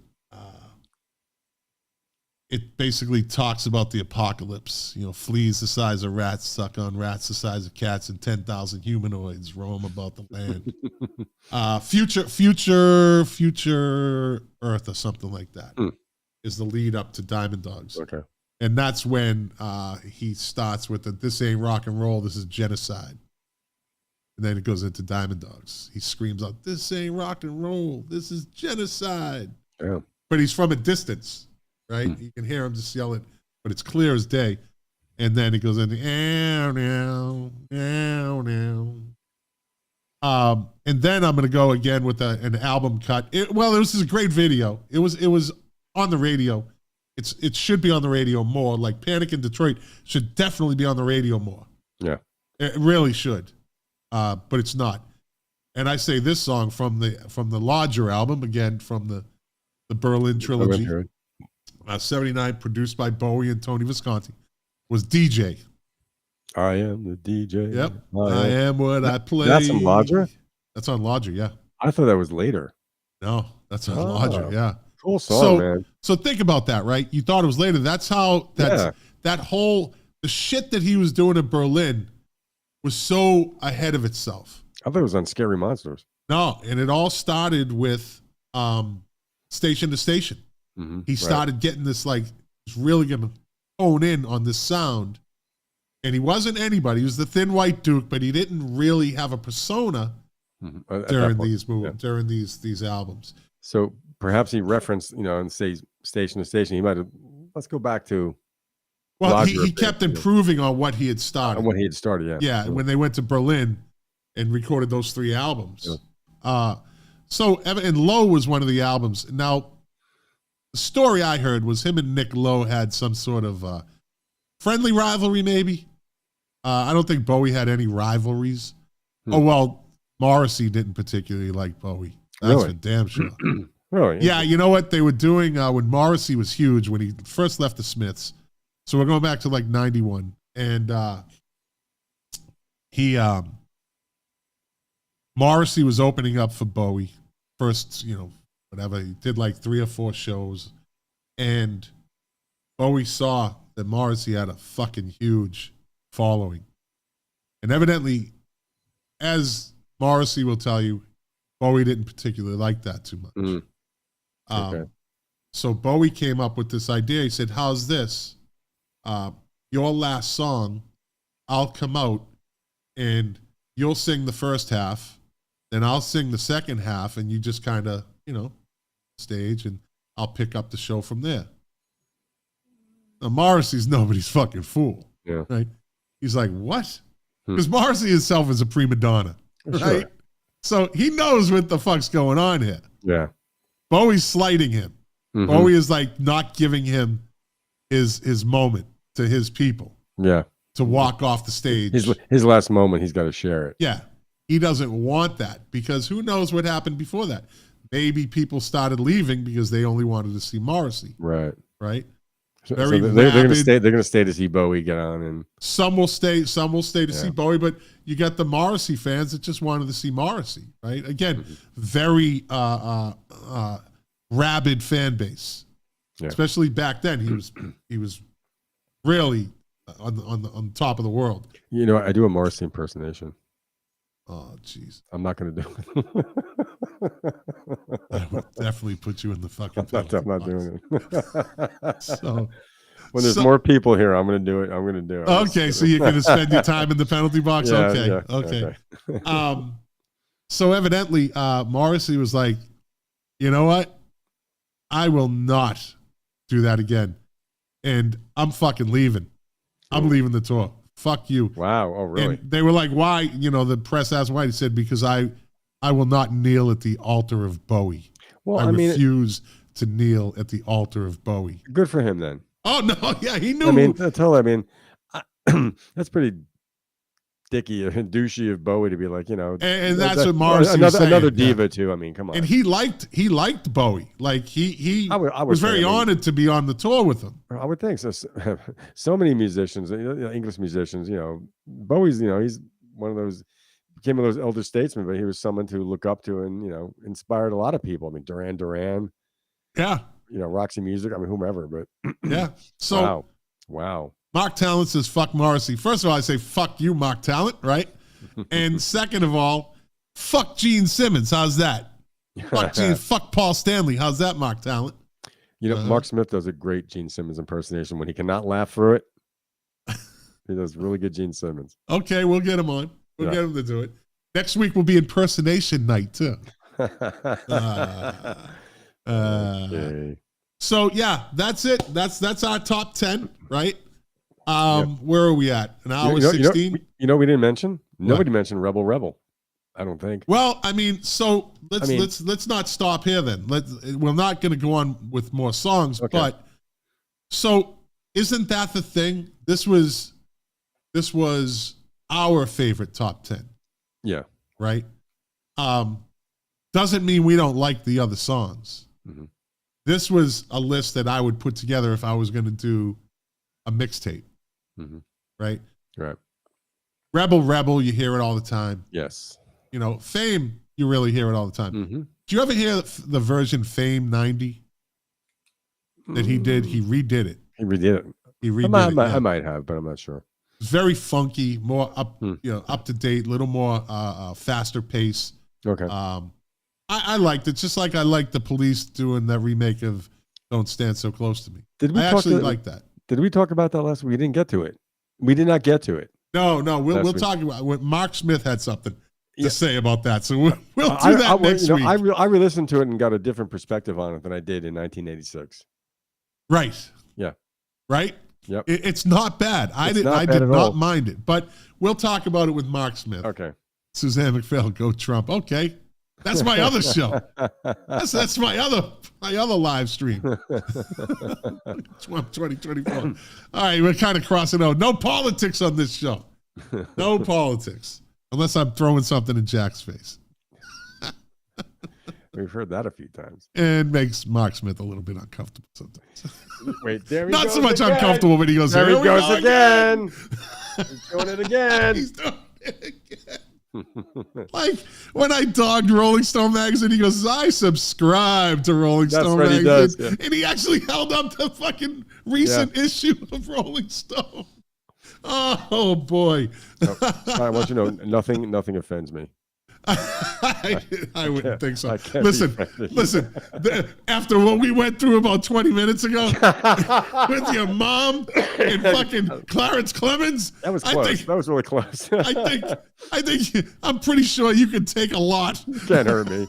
You can't hurt me. Fucking Teflon. But now. Dude, the fact that you said maybe she did was fucking up. Dude, that was great. That's classic. Can you not picture your parents having sex? No, I don't want to. No. Anyways. So much for Bowie. Yeah. So there's a lot of Bowie, a lot of great Bowie. I don't think anything is wrong. right? There's no wrong answers in this. Yeah. You know, there's nothing that you're going to say that I'm going to say, nah, that song sucks. Right. I don't know I don't know any people who think Bowie sucks. You know, I'm not a rabid. I'm not a fan. Maybe I will be if I listen to more of these. I'm listening to some of these cuts that you mentioned. But like I said, what I like. I mean, and I can see why I like it. I can see what he did that was just different from everybody else. I mean, that's who else? That's a unique sound. He did it. You know, I said unique artistry. I mean, no matter. I give that to ABBA. You know, I'm not a big fan, or anyone who's that. Queen. I'm not the biggest fan of Queen. No. But I gotta say, who else sounded like them? Nobody. You know, Jack had a good observation. We were talking last week, and he said, you know, everybody's all caught up in Queen and Queen this and Queen that. By the time Queen was kind of finishing up, they weren't really as popular as they used to be. The legend of Freddie Mercury overshadows the fact that Queen was not. They weren't like on top of the world from start to finish. Right. Everybody wants to think that. And that was a great observation on Jack's point. Okay. You know, they weren't of the rest of the world, maybe. But in America, they were just kind of in there. Right. Queen was just in there. They weren't by the early 90s. Yeah. Even in the 80s, they were in there, but they weren't where the Rolling Stones are. They weren't where Led Zeppelin was. They weren't where the Beatles were. They weren't where the Doors were. You know, as far as what we grew up listening to. Queen was in the top 10, but people forget at the end of the 80s, they weren't really that popular. They weren't really that big anymore. Yeah. And I think Mark mentioned they did a video that was kind of controversial and lost them a lot of fans. I don't know if it's not a part with like Billy Squires' career ending video or we should mention Bowie Jagger dancing in the streets. So, you know, we'll say that song sucks. But whose song is that? Is it Bowie's or is it Jagger's? It's Martha and the Vandellas, if you ask me. But I'm saying, like, if you were going to give one of those artists, like, who's the lead on that one, right? That was a duopoly of suck. They both point the finger at the other. No, that was his song. I didn't do it. That's his song, not my song. That's I didn't leap through the air. Did you leap through the air? That was broadcast during Live Aid, wasn't it? Let's see. Mark Smith says, yeah, it was. It was actually shown repetitively at Live Aid, and it was horrible. Yeah, people I think were booing it because it wasn't lined up. There was a second delay on the video. It was all new technology. Oh, okay. And so it didn't line up, and the fans were just fucking booing it, I guess, from what I understand. Anyway. Mark Smith. What's that? How come Zig Schmidt isn't logging on? It's okay. He's going to sit back. He's taking the total night off, which is fine. Night off. Yeah. But he's monitoring the class as But see, Lou, that's your dedication. You know, I don't miss school. I don't miss work. All right, buddy. I waited through oceans of diarrhea to go to work. So Mark Smith, friend of the show, says Brian May and Roger Taylor did a masterful job of making Queen legendary after Freddie died. Yes, they did. Yes, they did. But when he was still alive and before he got sick, they were just kind of in there. They weren't kings of the world or queens of the world, you know? Can I chime in with a little Roger Taylor comment? Yeah, so absolutely. Yesterday when my son and I were hiking, I asked him about music that he's listening to, any kind of new stuff. He's listening to Nick Cave and the Bad Seeds. Who's that? My son. Nice. I thought I said, Scott, you're going to go see Nick Cave up in New York, or did you do it already? No, I'm going to see him in Boston in October. September? I was going to see, starts off in Asheville, though. That's right. So, well, maybe if I can get a ticket, I'll take Louis to see it. You know, he's 17. Yeah, you might want to jump on that because, again, he has that kind of fan base, too. Yeah. But I mentioned, I said, well, what do you think of Queen? He goes, I like him enough, but he's not a big fan of Roger Taylor or Roger Taylor's drum sound. So Mark could go on about the way the drum sounds were produced and stuff like that. And I was surprised. I said, my son, well, good for you. I said, Nick Cave and the Bad Seeds, you're branching out.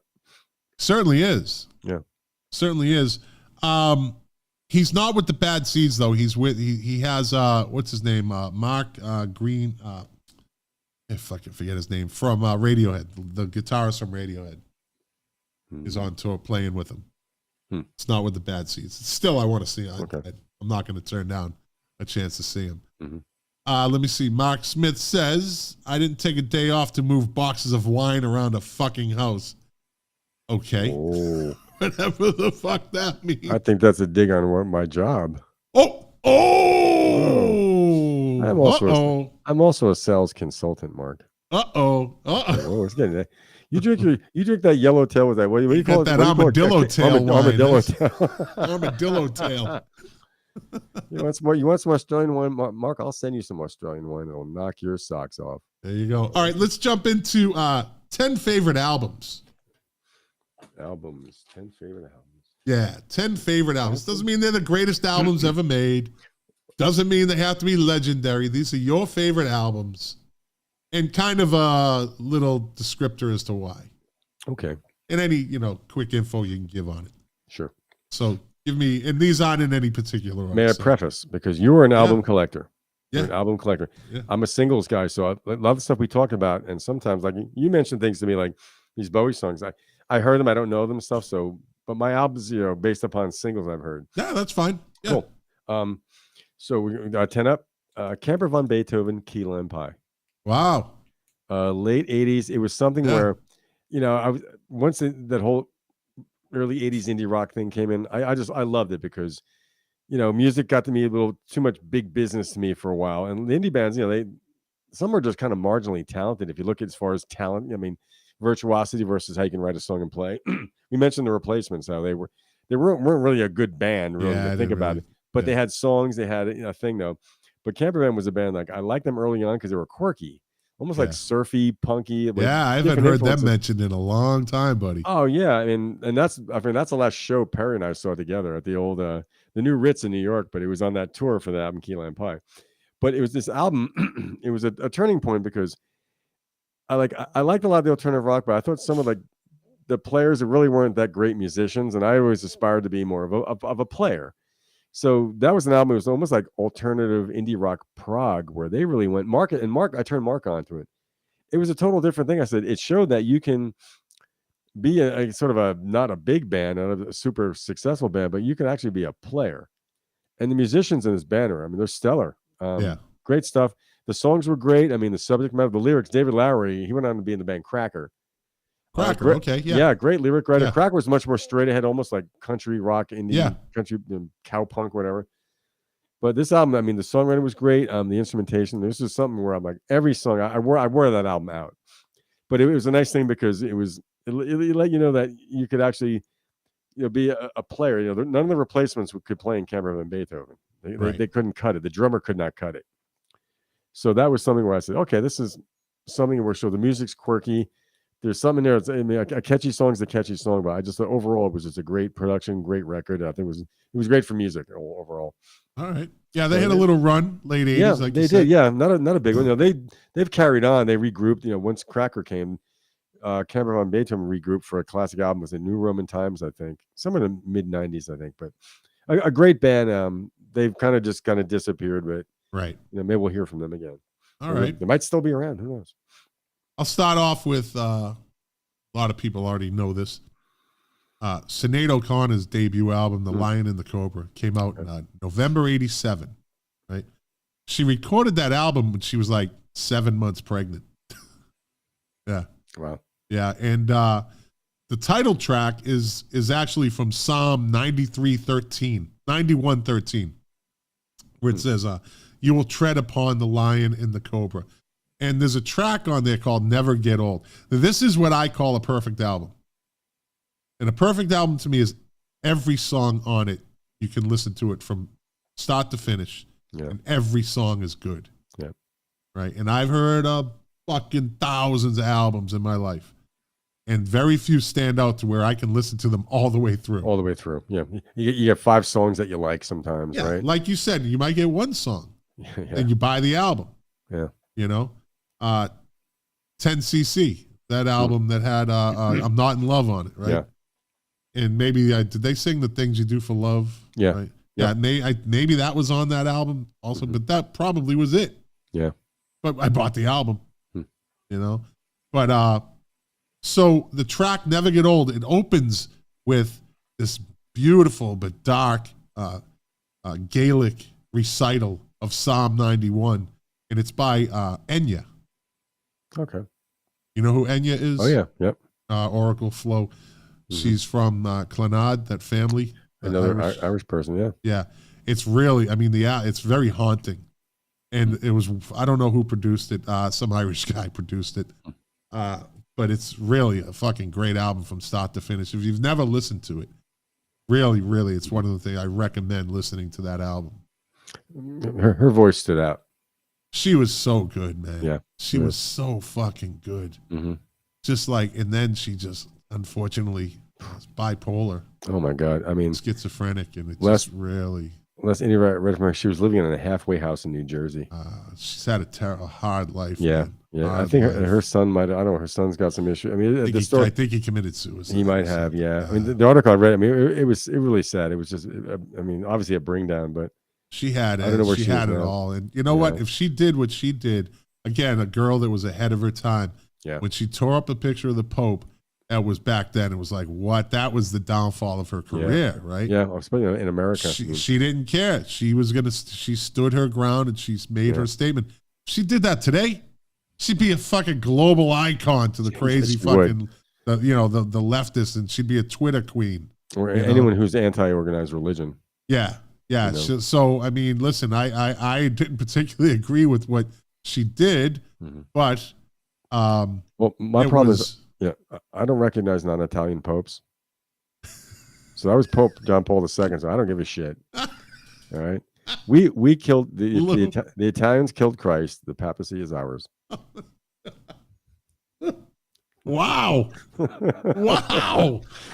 So we just learned something about Lou. Pope Francis is okay. He's Argentinian, but he's really Italian. So Pope Francis, he's all right. He's all right. He's all right. Let me see. Mark Talon says Uncle Cracker. I guess that he was wasn't Uncle Cracker with Kid Rock? They're in the same camp. Yeah, they were friends or something. Kid Rock gave him a big boost. Yeah, I think. Yeah. AI alert. AI alert. AI alert. Oh, AI. Perry Denovich. I actually talked to AI the other night. I heard. We had a good conversation. But it's computer generated. He really wasn't answering. But I'm telling you, dude, I was talking to him. It's almost real. It fucking glitched a couple times. I swear. He glitched a couple times. Like whoever's controlling the Perry Denovich AI, they need to kind of work on their they got to work on the delivery. Because I was telling you, he goes, Scott. And yeah. I agree with him about English Settlement by XTC though. Okay, yeah. XTC, very different band, man. Different band. Dave Phillips says, "Who's next?" Right. I'll give you that. Yeah. Start to finish. Trick of the Light. Love that fucking song. Love that song. Let's see. Did you give me one? I did Camera von Beethoven. That was what's your next one? Next one is I kind of going bottom up. Sinatra the Reprise years. Oh, nice, dude. God. Yeah. I'm a fan. Nelson Riddle, that was the apex of Sinatra's talent, the songwriting, the recordings themselves are great, but he was at the top. It was a masterclass in big band, torch singing vocal technique. I mean, incomparable, nobody better, in my opinion. Not just mine. I mean, I think a lot of people would agree with that, but that was the cream of the crop. And that was his record label. He started Reprise Records. Oh, did he? Yeah. Yep. That was his. He was a good businessman. He owned a big Budweiser distributorship in California at the time of his death. He should have done Bud commercials. You know? Should have done Bud commercials. I could see that. King I of beers, see him baby. doing that. Yeah. Yeah. Let me see. I'm going to say, see, where is it? I'm looking for the album. I don't want to get, what's his album? Four Seasons? What, Sinatra? Yeah. Ooh, which one? I mean, it's the Seasons, the one that has, When I Was 17. September of My Years. I think. It's on the Reprise collection. I don't know if that what particular album that was from prior to that, but September of My Years. I think that's the album, dude. That album. If I was going to pick a Sinatra album, it would be that one. That again, start to finish. Okay, and I mean that song alone. Yeah, I mean it's what I don't know who wrote that. I don't know. It's fucking brilliant, right? Yeah, fucking brilliant. Yeah, they absolutely nail it. Yeah, they used it on an episode of The Sopranos. Yes, they did. Very, very poignant. Yes. I'm going to say this one. This is kind of off the beaten path a bit. The name of the album is To Be True. Came out in 1975, and it was produced by Gamble and Huff. Oh, yeah, Philly Soul. Yep, they invented Philly Soul. Mm-hmm. Gamble and Huff created basically. They wrote Philly it, Soul. And produced it, and this band, this album, perfect album, great song, start to finish. To Be True by Harold Melvin and the Blue Notes. Yeah. With the late, great Teddy Pendergrass. Yeah. Oh, man. Yeah. Teddy. I know it's a weird story in the end, but Teddy. Really? Tell me. Well, yeah, he got in a car accident. He got crippled, but he was in with that's right. He was paralyzed. Yeah, and he was with a transvestite. Oh, that's right. That's right. Yeah, so I mean So was Eddie Murphy. Yeah, but Teddy was like the ladies. Yeah. Like he was way beyond Eddie Murphy, and the ladies loved Teddy. Yeah. Maybe it was a tuck back. He didn't know. I don't know. You but it didn't look good. Yeah. It just didn't look good. He was also paralyzed. Yeah. But Teddy, Harold Melvin and the Blue Notes, that album, To Be True, great. Perfect album, start to finish. You know what year that came out? Came out 1975. Okay. Yeah, 1975. That's about when that sound, the 1970s, is really when it took off. Sure. A lot of strings. The Philly sound, yeah. Yeah. And it took me a while to appreciate the Philly sound. I do like more like the Motown Detroit. But the Philly sound was a little slicker. Yes. But good way to put it. Yeah. But like the spinners. I mean, if you want to go to the opposite end, like Blue Eyed Soul, Hall & Oates, about right Philly soul. Yeah. Absolutely. Absolutely. And the Hooters. And we danced. All You Zombies. Listen, the Hooters had some good songs, man. All You Zombies is a good song. Yeah. They had like 3 good hits off that out, and then they just kind of that stupid fucking name killed them a lot of ways. Yeah. Listen, the Goo Goo Dolls are still around, so I don't know how much a name holds. I am shocked. I thought they split up in '97. Nah, they still pump it out. They had that, Every song sounds the same. I'm sorry, I can't tell what. I saw a good meme. It was the Goo Goo Dolls were playing. They were covering every song by the Gin Blossoms, and nobody noticed. That's a good one. That's right. That's right. It's not the same band, Yeah. The Gin Blossoms. I like the Gin Blossoms. They had a couple good tunes. Well, they were doing well. The guitarist wrote all the songs, and then he killed himself. Yes, I heard they bought his royalties away from him first. Yeah, I'm sure they did. Cold. Yeah. The Biz. But they never did anything with it. They never did anything after that. They never did anything after that. No. You can't replace that talent. Nope. And was it Till I Find a Way? That was written by Marshall Crenshaw. We mentioned him last week too. That's right. He's Jack mentioned he's singing for the Smithereens. That's right. That's what it was. I could do that gig. Yeah. That should be my gig. Hey, go get it. I want to audition with the Smithereens. Go get it. Who do I need to call? Call somebody. Actually, it's funny. I have friends that know the Gripweeds. They use their studio to do their pre-production work. Right. Actually, get rid of Marshall Crenshaw. Put an unknown older person. All right, give me an album. All right. This was a big one for me. Being There by Wilco. Kind of that old country thing gone to another extreme. Their first album was more like a real rock and roll kind of. It was old country, but not as sophisticated, not as expansive. But that Being There was a double record, and a friend of mine had it, my old drummer, and I listened to that. I said, "Boy, that's another one I wore the hell out of it." And it lets you know that it's kind of cool bands like that. When you get the right combination of people, you don't have to be the greatest singer, greatest guitar player, but this was a real good band that really did what they did together. They were good players, but there were no virtuosos in the band. Yeah. But the songwriting was great. And I think at that time too, that was a great time for that genre. I think, it's like had a touch of country, but this was something else. They showed them almost a more compositional, expansive compositional thing where they did a big leap from the first album to the second album. I mean, worlds apart. And after that second album, they just kind of went on and on and on. And they've been around for like 25 years now. You know, I've kind of lost touch with them, but that was something where that grabbed me. You know, it had an impact. Right. Some great songs in there too. Let's see. I'm gonna go with from 2002. Nico Case, Blacklisted. Fucking great album. Do you ever listen to her? I have, yeah. Mm-hmm. Dude, what a voice. Like how she didn't really, well, she has her following. She has. Yeah. But that album, Blacklisted, it's a fucking great album. I think artists like, they can't go, they'll always be niche-y. Yeah. You know, I think for them to be, you know, Sinead O'Connor had a certain thing where her music had that big scope to it where you could get a hit song on the radio about that, but Nico Case is just, it's different. She started with the New Pornographers. That was the name of the band she started with. Yeah. Then she went off on her own, but she just has a fucking great voice. It's that song is the album has a has a very dark feel to it, but it's really well written, well produced. It just has it. You know what? It's an album that has, you feel it. You feel it. You know what I mean? It has a lot of. It's hard to really explain, but it's not country. You know, it's not pop. Right. It's somewhere in the middle there. Yeah.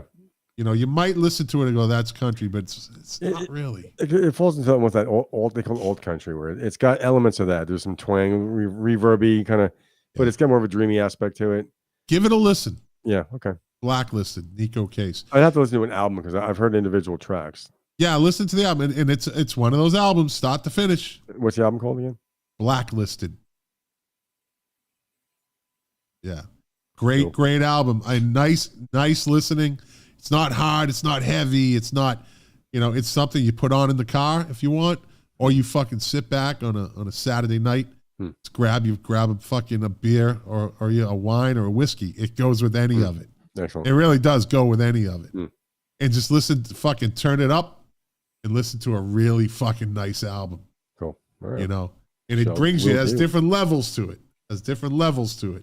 It's not like a steady, like say a Tom Waits album or, you know, anything like that, where it's just steady across. It's kind of takes you on a little bit of a ride. Cool. Okay. But her voice is pure.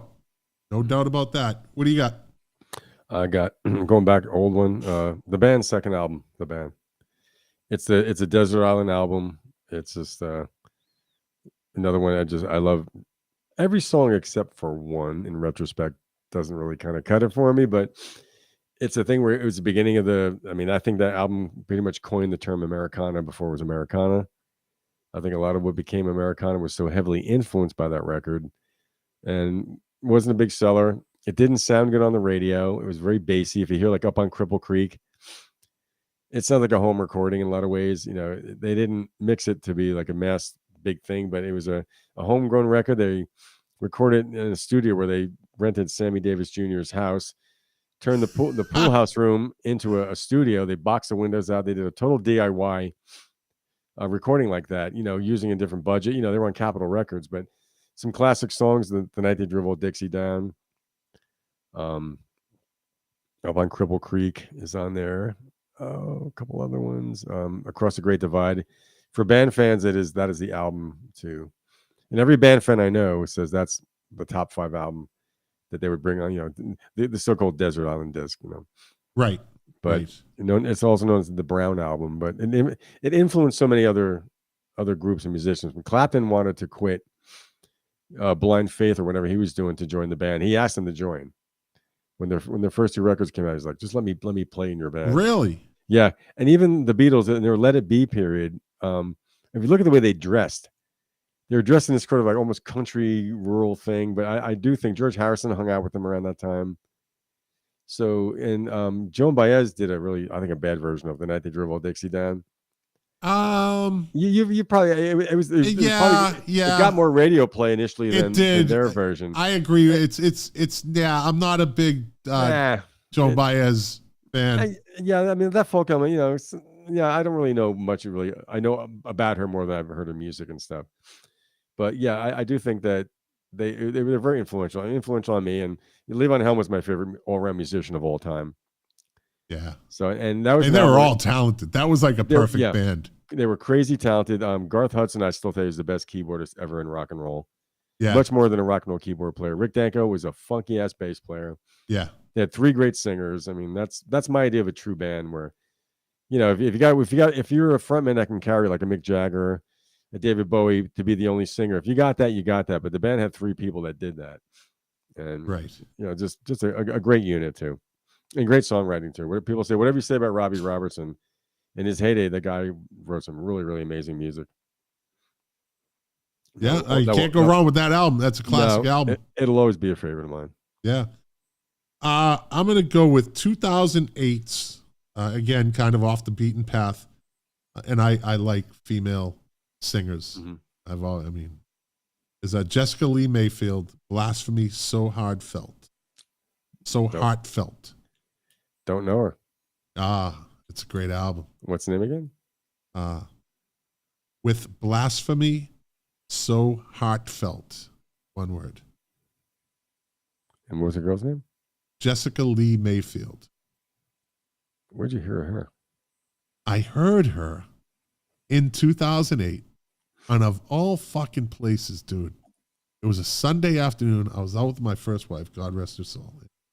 We were doing something, and I was listening to Prairie Home Companion. Oh, okay. Garrison Keillor. Yeah. Who got canceled. He was one of the original victims of cancel culture. That's right. People forgot about that. Yeah, they fucked him over. And I heard this girl singing, and I was like, what the fuck? Like, what? I'd never heard a voice like that before. And it was natural. And she's playing her guitar. And I was like, I got to find this. I got to find it. And I downloaded the album. I was like, holy shit. This is a fucking great album. It's not what it's kind of country. It's produced by, I think, Dan Auerbach. Really? Okay. Yeah, it's from the Black Keys. Right. Yep. Right. And they play on it too. A couple will play on it. So if he invested in her. Yeah, I'll check it out. Then he saw the talent. Mm-hmm. She never really took it. She's still around, but she never really took off, But that album, I just listened to some of her newest stuff, and it's still good. But her style is not pop. It's not going to make it. You know what I mean? So she has, as I say, the cult following. Yeah. But great album. If you've never heard it, I'm going to tell you to listen to all these. But these are the ones that are kind of off the beaten path albums. Sure. The other ones you've heard of, I'm sure. A cult following is not a bad thing to have because you can do what you want to do. What's that? A cult following is not a bad thing to have because, right. you can do the music you want to do without too much interference, I think. People say, if you had one hit, record companies want you to produce another hit to keep that thing going. She wrote that album with her brother. Like in their house. The family was kind of musicians. Okay. And her and her brother put that album. Then Dan Auerbach heard the demo, and he was like, whoa. Let's go to get her in the fucking studio. Yeah. Let's get this done. And he's stuck with her still. I think he produced, he produced a couple more of her albums, and helped her and probably helped write and stuck with it, So with Blasphemy, So Heartfelt, Jessica Lee Mayfield. Cool. 2008, right? 2008, yeah. Perry just mentioned something. Rick Rubin owns Shangri-La Studios now in Malibu. That was the studio of the band. That was their studio when their last album they did. Didn't that burn down? I heard maybe it did. I mean, there was a documentary, and then there was during the documentary, there was a fire. There was out of the fucking forest fires or whatever they call them. The wildfires, yeah, in California, yeah. Maybe they were built there. Not the whole thing. Maybe part of it did. I don't know, but I remember seeing that. Yeah, I was talking to my son about Rick Rubin yesterday too, and he goes, Genius. "Yeah, we were talking about how much he's produced, the artists he's produced. I mean, every genre." Every Forget about genre. it. Yeah. I thought he was older than 60. No, remember, he was just a kid in Yeah, the he- 80s. yeah. He was in college. He was 19 years old when Wow. he on the Beastie Boys. Right. You know, and Weezer. him and what's his name? Russell Simmons Mhm. started Def Jam out of their college That's right, yeah. dormitory. They did. That's right. Yeah, they started Def Jam out of their college dormitory room. So they were like 19, 20 years old. Hmm. Oh, he lost his house, but the studio survived, Perry said. Yeah, So, that's what it was. Perry's saying Mr. Ed, that studio, that ranch that they bought, the original barn was where Mr. Ed lived. Talking horse. Yeah. Oh, It's pretty cool. I forget the name of the documentary, but it's pretty good, man. Oh, neat. Pretty good. So what was the album? So you mentioned the Jessica Lee Mayfield. So mine is it's a Bob Dylan record, and I think for most fans, it's not as the one they think of. It's Nashville Skyline. I love that. I love that record. It's a half hour long. It's Dylan not Really? singing. Dylan not singing like people expect Dylan to sing. It was a different voice he used. It's country, but I think the songwriting is great, and I like the fact it's really simple, really pure. It's it's the post Dylan's crazy period. That's a transition between the Dylan of the early to mid 60s when he went electric and he was Judas. They were yelling Judas at him and booing him. Yeah. To him settling in Woodstock, chilling out, doing a very laid back record. He's got the duet with Johnny Cash on it, "Girl from the North Country." They did it on the Johnny Cash though. Okay. But Charlie Daniels, the session players are pretty cool. Charlie Daniels is on it playing bass and I think some slide. It's got "Lay Lady Lay" is probably the most well-known song on it. Yeah. That was that different voice. That always confused me. Yeah. It's like, well, why does he sound like that all the time? I don't know what happened. The reason why I think it was a put-on voice. I think he deliberately tried to do like sing like a country singer. But he said at the time, he goes, "I quit smoking." And his quote goes, "If you quit smoking," he goes, "you'll sing like Caruso." But if you listen to the records after that, he's back to the old Dylan, But so I do think that was a character he was playing. Okay. But I think it was a great character. I think the songs, they're very short. There's some pretty tender. "Knocking on Heaven's Door," same voice. That's from the same period. That's not on that album. It's but not an album, but you're right, same Scott. voice. It's the same voice. Yeah. It's a deeper, plummier tone to it. I like it. It's cleaner. Yeah, definitely. My next album's from 1990. I heard this album when I was in the alcohol rehab center at Travis Air Force Base in Northern California. You bad boy. Yeah, I was in the alcohol rehab, the ARC they called it. They sent me there for like 3-week inpatient fucking. Air Force was not fucking right. It did. It worked. I haven't drank for 32 years. Good. Yeah. That's a good thing, man. But while I was in there was this other dude who was into music, and he's the one that turned me on to this album. Came out October 1990. I went into rehab November, right the day after Thanksgiving. That's a Thanksgiving. Yeah. They at least let me have Thanksgiving. That's not perfect. That was my last drink ever. There's a certain drunk called Thanksgiving drunk. Yeah. Oh, it's a whole Thanksgiving. The eve of Thanksgiving drunk is a whole different type of drunk. That's right. That's right. That's a different kind of drunk. There was a little more than drinking going on in the 80s. That's for sure. Yeah. Hell yeah. Yeah. Anyways. So I was in the alcohol rehab center at Travis Air Force Base, and this dude. So I was in November 1990. Right at the end of November. This album came out a month earlier, and this dude had it. It turns on it's the Pet Shop Boys' "Behavior." Oh, okay. Was nominated for a Grammy. They still get totally disrespected by the Rock and Roll Hall of Fame. Not taken seriously, yeah. No, this band they're still going. They've been around for 43 years. 43 years. Yeah. They've been putting out music. Was that a partnership? Wasn't there two guys? Yeah, it's Neil Tennant and Chris Lowe. Neil Tennant, that's right. Yeah. I saw them at the Fillmore East, the Jackie Gleason Theater in Miami. My wife and I, and they were just so good. They were so good, man. I mean, just they still Neil Tennant still sounds the same 43 years later. Oh, cool. Nothing's changed. He's not straining for notes. No. No. Kind of, or lowering the keys to the basement, you know. Nah, so yeah, sing it, no. you know? He can still sing all the That's songs at the same. Oh shit! Hold on. I'm gonna finish my segment here. What's going on? Yeah, he's giving me the finger. I'll tell you. Yeah, that album, is a great album. It's I can't say it's there. To me, it's my favorite Pet Shop Boys album, but there's a couple that are close. Mm-hmm. It's a great album, great songs, great lyrics, great writing, the stories, and that's another thing when they start talking, when he starts singing, he's telling you these stories, and you could be right there, like what he's talking about. It's just Neil Tennant is very talented, but to be around for 43 years, put out all the music, sell fucking millions and millions of albums, be probably the best synth pop duo in the world, second best duo ever behind Hall & Oates. And I said this 1,000 times, and they don't even get a fucking look from the Rock and Roll Hall of Fame. 43 years they've been around. Hit after hit after hit after hit.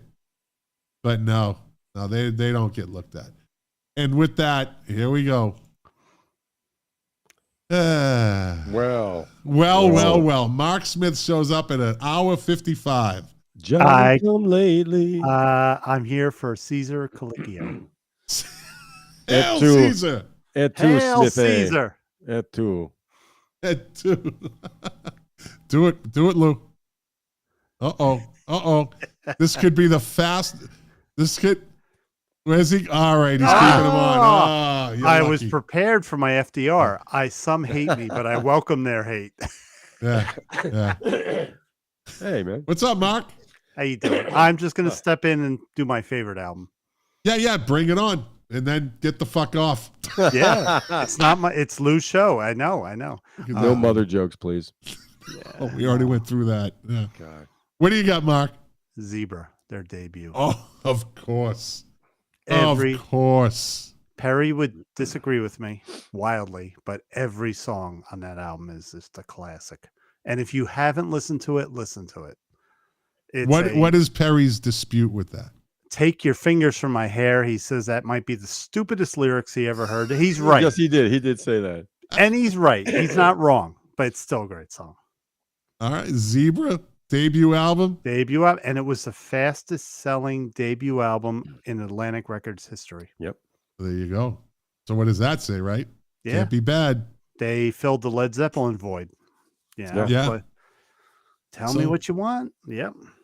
Hey, next week's show is going to be weekend late night music shows. I heard that. And some performances that might stand out for you. Fridays. Mark was kind of young during that period, though. I was a baby. I was but a baby. You can just listen. Well, listen, Mark, you can stay on and listen to me and Lou do the show, or you can go back I'm to not drinking gonna talk. I'm gonna your armadillo tail wine. Shut up. Are there armadillos in Australia? I guess so. I'm sure there is. We have they're in North Carolina now. They're down in Florida. They're down here in South Florida. Yeah. Lots of armadillo road pizza on the road. Hey, Mark, I'm just going to say one more thing. Yeah. Right? Get off my show. I got him. That motherfucker, I got him. After all those Jack comments, after all those Jack this, Jack that. He thinks I forget. Right. No, obviously he thinks I forget. He's in limbo right now. Yeah, limbo giving me the British fuck you symbol. Say goodnight, Mark.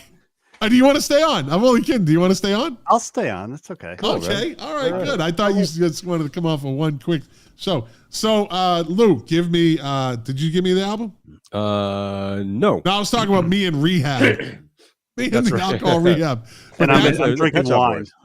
That was one of the albums that was one of the CDs, dude, that I just, it's the whole 3 weeks kind of carried me through it. Yeah, man. Really did. Cool. Yeah. That in itself is a great story by itself. Yeah. His success story. You're not gonna forget that. Yeah, absolutely. Yeah. Mine says hi, Mark. Oh. Hi, Patty. There you go. Patty's on LinkedIn, isn't she? Oh, here we go. Anyways, I thought you were off sorry. that. I'm off LinkedIn. I'm sorry. Okay. REM Murmur. I can't help it. It's a force of habit. REM Why'd Murmur. you do that? Why'd you do that, Lou? I didn't realize I went like that. No, Oh, come on, Lou. Come on. What did I? It was subconscious. I guess. So for the podcast listeners, Mark just gave the jerk off sign and asked Lou, "Why'd you do that, Lou? Why'd you do that?" I didn't realize I did it. Was it left-handed or right-handed? Anyway, I don't know. This was going so good. My fault. For the first 20 minutes. Until well, I blamed you right at the beginning of the show, by the way. Here we go, Mark. Listen. Oh, he just gave it a thumbs down. Sorry. Hail Caesar. Penalty box. He's just got the penalty. Look at this. He hasn't been on fucking 4 minutes. And he's already been put in twice. Yeah, really. I'll bring him back out. Listen to the intro of the show, Mark. You get blamed. Don't worry. Yeah. Okay. Yeah. It's all your fault. It's all your fault. So what was the album? It was the album was Murmur by REM. Their first full-length album. Okay. It's a great album, beginning to end.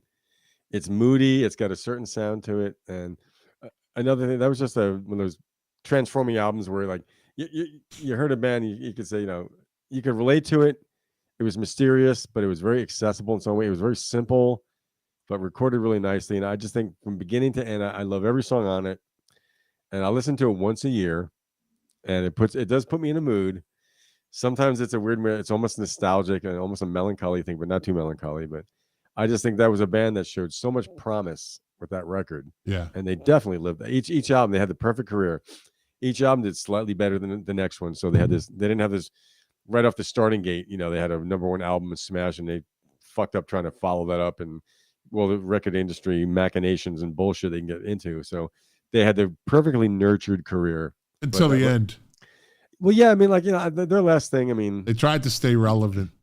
Their last record, I think, is very good considering they've been around for a long time. But them carrying on without Bill Berry, it was never the same. Without, So after Chemistry, after Monster and New Adventures in Hi-Fi, which in retrospect is a great record. That's the last record with Bill Berry on it, and Michael Stipe says that's his favorite REM record. New Adventures. And when I first heard it, I didn't like most of it, but and second repeated listenings, I'm like, great album.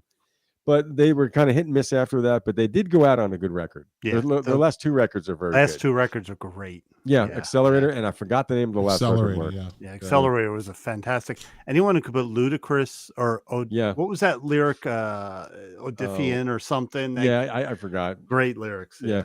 But the drummer they had, Bill Riflin, the late great Bill Riflin, he was a drummer in Ministry, bunch of other stuff. But they really had a guy. I mean, technically a better drummer than Bill Berry, but I think they managed to recapture a lot of that early magic in the Letter records. But at that point, they did the thing. They were a band like people think if you're not #1 in America, you're nowhere. But after their initial American heyday, they were a big international. Their albums still sold millions. Still do. Yeah, still do, just not in the home country. No. But yeah, I do think they set a good example of what a good band could be. They said they couldn't help but play pretty. They weren't when they rocked, they didn't rock super hard, but for Monster it's not the record we're talking about, but they made a rock and roll record because Bill Berry said if they don't make a rock record, he's going to quit the band, which I like that. Saying, he liked it. The records before that, Automatic for the People. That's Mark. That's your favorite REM record, I believe, right? Yeah, that's mine. But you know what, Lou? I agree with you on New Adventures and Hi-Fi. I just totally ignored that album because I was not into REM in the 90s. I was kind of like out of music. I took a pass on music because I was in audio mastering in the 90s. So when your job is music, you kind of like, I don't know. Yeah, sure. And then my son, a couple of years ago, he gave me the vinyl version of it. And I listened. I'm like, how did I just miss this album? It's fantastic. I didn't get most of it when it first came out. I said, nah. There's a song called Binky the Doormat. Yeah, on it. If you ever seen the movie Shakes the Clown with Bobcat Goldthwait, it's a reference. Yeah, classic movie. It's a Citizen Kane of alcoholic clown movies. Oh yeah. It's dark as fuck. It's got some great cameos in it though, but it's the kind of movie all right. Wasn't expecting that, but yeah. But Murmur, I think that gets a lot of best of number as far as debut albums. That's always up there with great. I mean, it's a great debut album, but I think overall it's a great album, great songwriting and playing, very unique. And definitely started a little. They started something for a lot of other bands, me and Perry included. We were very influenced by them. We Right. say, if I can sing like that, I can play like that. So if I can do that, I could, make that kind of some music similar. Where, you didn't have to be, Steve Vai or an Eddie Van Halen, but they're good musicians though. But yeah, I heard that on our radio show this week. Your songs are very original, but I could hear that you were influenced by some of that hell stuff. yeah. I mean, yeah, all the same, about the same age, and yeah. just having similar musical taste. But like I said, saying something where like, well, people used to say early on, they're like, "You guys sound like REM," But just when you hear that, you're like, no, we don't. But No, you're not copying. You were never copying REM. we have one copied song. Right? That's not going to make the radio show. It's what I call it. That's my cringe song. I don't want anyone to hear it. And if Perry, you're listening, if you play that, this is it. We're in trouble. This is it. No. I'm not doing it. I'm good. No. All right. My friend, my buddy, my brother Phil Kelly sent me a list from his friend Mikey D. His favorite albums. This is a pretty eclectic list. I like it. Allman Brothers Eat a Peach. This next one is if you know, you know. Cypress Hill Black Sunday. That's a good one. The Black Crowes, The Southern Harmony and Musical Companion. Right. Mm-hmm. Rolling Stones, Sticky Fingers. Yes. And then Mikey D jumps to the DOC, No One Can Do It Better. That's if you know, you know, right? You have to know hip hop to understand this. Fucking great. DOC, very underrated. Short career, car accident, cut his vocal cords, never sang again. Damn. But Dr. Dre kept him around as a producer, so he still, he was his friend and he was loyal to him. Tom Petty, Full Moon Fever. ZZ Top, Tres Hombres. Yes. Leonard Skinner, pronounced Leonard Skinner. Mm-hmm. And Naughty by Nature, and Beastie Boys, Check Your Head. Yeah, it's a good list. Good list. Yeah. Let me see. We're at 2 hours. Let's kind of wrap this up. I'm gonna name off the rest of mine, Lou. Then you name off the rest of yours, and I'll jump into the rest of this. I'm gonna go with the Water Boys. This is the Sea, 1985, produced by Mike Scott, who is the leader of the Water Boys, and Carl Wallinger, right, who went on to World Party. That's right. That was he was with them from I think 83 to 85. And that's when they kind of had their best stuff. So he's one of those key elements to the Water Boys. But the Water Boys have some really good albums. Hole of the Moon, of course, was that big hit from that album. Get Your Wings, Aerosmith, 74. And Candy O from 79, produced by Roy Thomas Baker. Yep. Their best album. That's best the best album. album. Yes, I believe so. That's the a great first song, album man. Great is song. a classic. Great. You can't really say anything bad about the first album, but I thought Candy O, as I like Van Halen 2 better than I like Van Halen 1, and I've said this 100 times in this show, I seem to like second albums better than first albums. It's not about the songs, it's about the flow. And The Candy O flow, the production, and Candy O is a whole different sound from their first album. It's a little less popular. Yeah. But they didn't have the second album slump. The sophomore slump. A lot of bands get that. Yeah. So they didn't have it.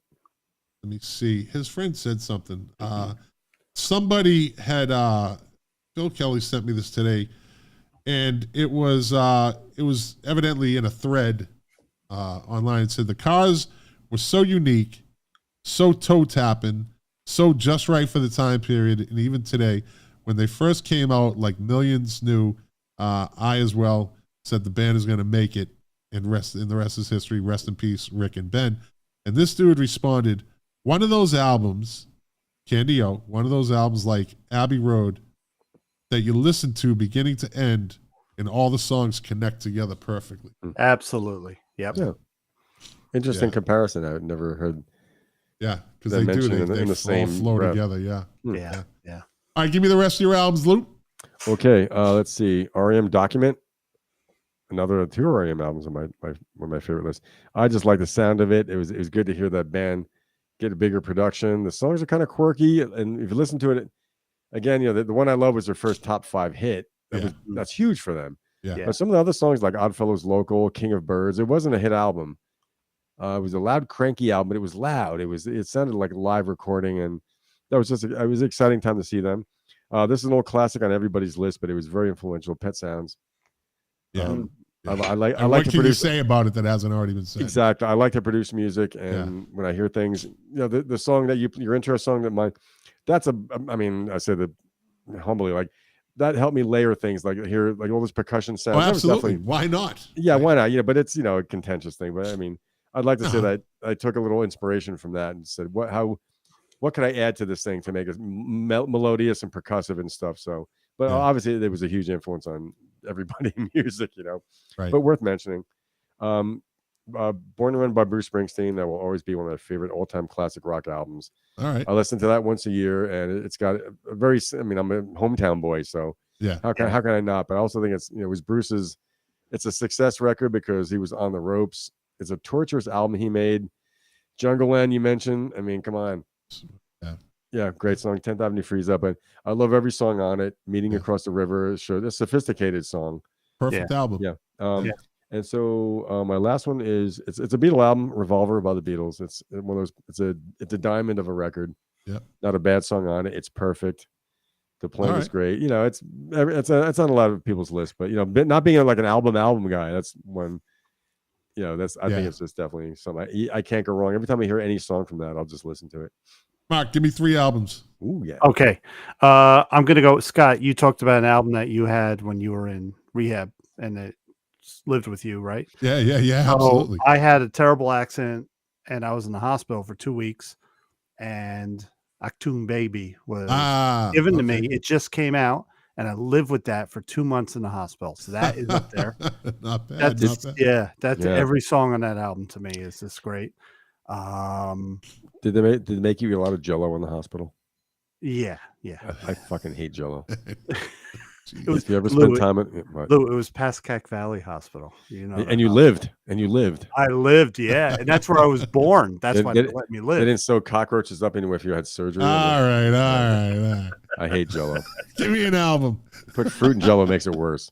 I'm gonna go with I gotta pick ELP. The obvious brain cell surgery. Right. Yeah, I was gonna say that one of them better be in there. that was today's our text feed screw up. I thought you guys were gonna do ELP. I did that on purpose. I forgot to say it was a joke. I forgot to tell Lou it was a joke. I had no idea. I said we should do it to spite you. Yeah. Oh, fuck. All right, give me one more. I'm gonna go with a jazz album. Ooh, Pat Metheny Group, Letter from Home. If you are ever driving and you have to go for a long trip over an hour, play Letter from Home. That album is phenomenal. It's just phenomenal. It'll just flow. Every song on that album flows. And Lou, I've told you to listen to it many times. Yeah. The great Paul Wertico on drums, where he doesn't hit the bass drum. He mostly plays on the hi-hat. And just great. Just great. A lot of jazz like that, yeah. Yeah, and my gnome says, if you don't like it, fuck you. So it's Pat Metheny. What's the name of the album again? Letter from Home. Definitely. You said it's a driving record. Is it like your Spotify driving list? Oh yeah. Well, I would just put the whole album. I can't pick one song off it. All right. Yeah. All right, let's jump into it. Top 10 songs this week in 1989. Number 10. 89. Where Are You Now by Jimmy Harnan and Sync, whoever the fuck that was. Uh-huh. Number 9 this week in 1989. Close My Eyes Forever by... I close my eyes for... Oh, shit. Who is that? It's got the Schmitties. Come on. Schmitties. I know the song. Schmitties. I don't got time for this. Lita Ford with Ozzy Osbourne. Oh, shit. Yeah. You know the song. You heard it. Yeah. Number 8. Talk about a fucking comeback on this one. Soldier of Love by Donny Osmond. Oh, wow. I remember this whole Donny Osmond thing. He had a fucking top 10 hit in 89. Yeah. Perry says that Donny Osmond would have had a hit with a Tears for Fears song. Was it Head Over Heels? He thinks Donny Osmond should have covered that. Okay. I think it was Head Over Heels. You know what? He might. Yeah, that's a good point. Yeah. All right. Soldier of Love was produced by who? It's big. I don't know. Peter Gabriel. Wow. Peter Gabriel produced a fucking so. Donny Osmond. Wow. Maybe that's what pushed it over the edge. So. Yeah. Got him some street cred. Yes. Number 7 this week in 89, Satisfied by Richard Marx. Number 6 this week in 89, Patience by Guns N' Roses. Just a little patient. Yeah. Number 5 this week in 1989, Buffalo Stance by Nina Cherry. Wow. Yeah. Good song. Yeah. Number 4 this week in 1989, Rock On by Michael Damian. Bad remake. Of the David Essex song? Yes. Oh, boy. Yes.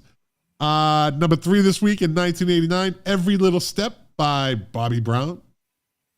Number 2 this week in 1989, I'll Be Loving You Forever by New Kids on the Block.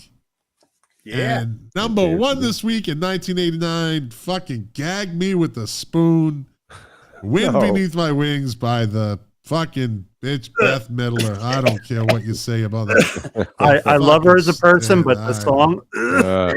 Now, to me, there's a part where she goes, ah. To me, it sounds off key. It's like Cats in a Bag. I don't know what that is.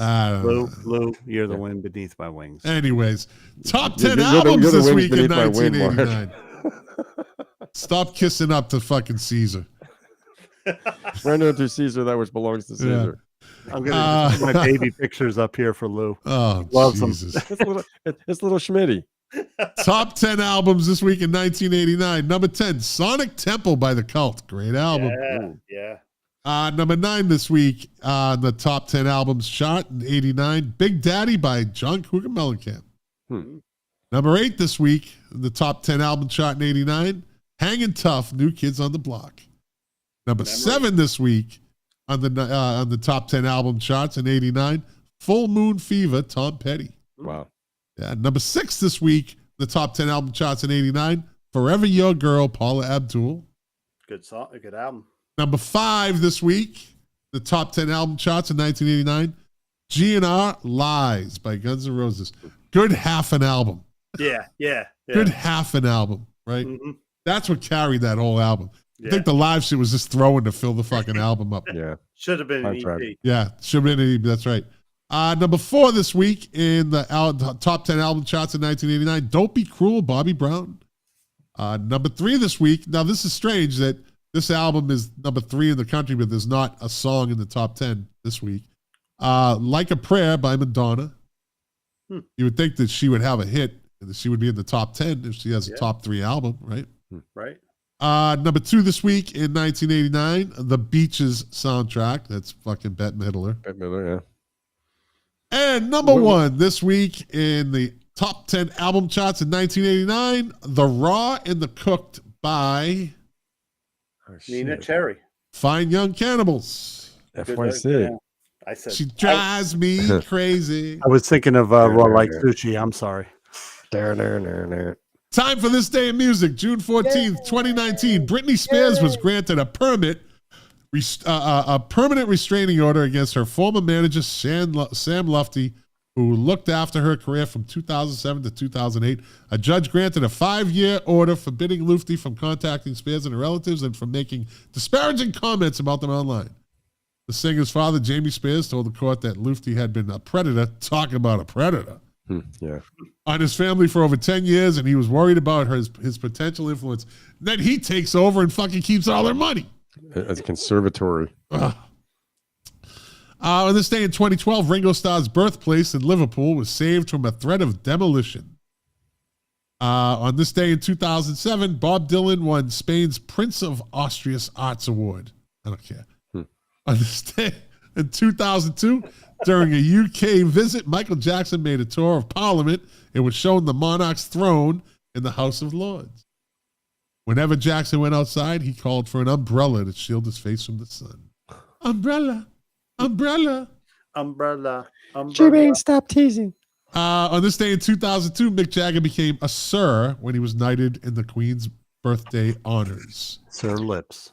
It was claimed that the Queen avoided personally giving Jagger his knighthood because she thought he was an inappropriate candidate for the honor. Ooh, wow. Snub so you didn't really get the full treatment, but okay. I would have accepted it. Let's see. On this day in 2000, Noel Gallagher from Oasis was voted into first place in Melody Maker's annual Uncoolest people in rock survey. Oh, fuck him. He's a Manchester City fan. Fuck him. Marilyn Manson came in second and Robbie Williams was voted third. Uncoolest people in rock. He's cool. Let's see.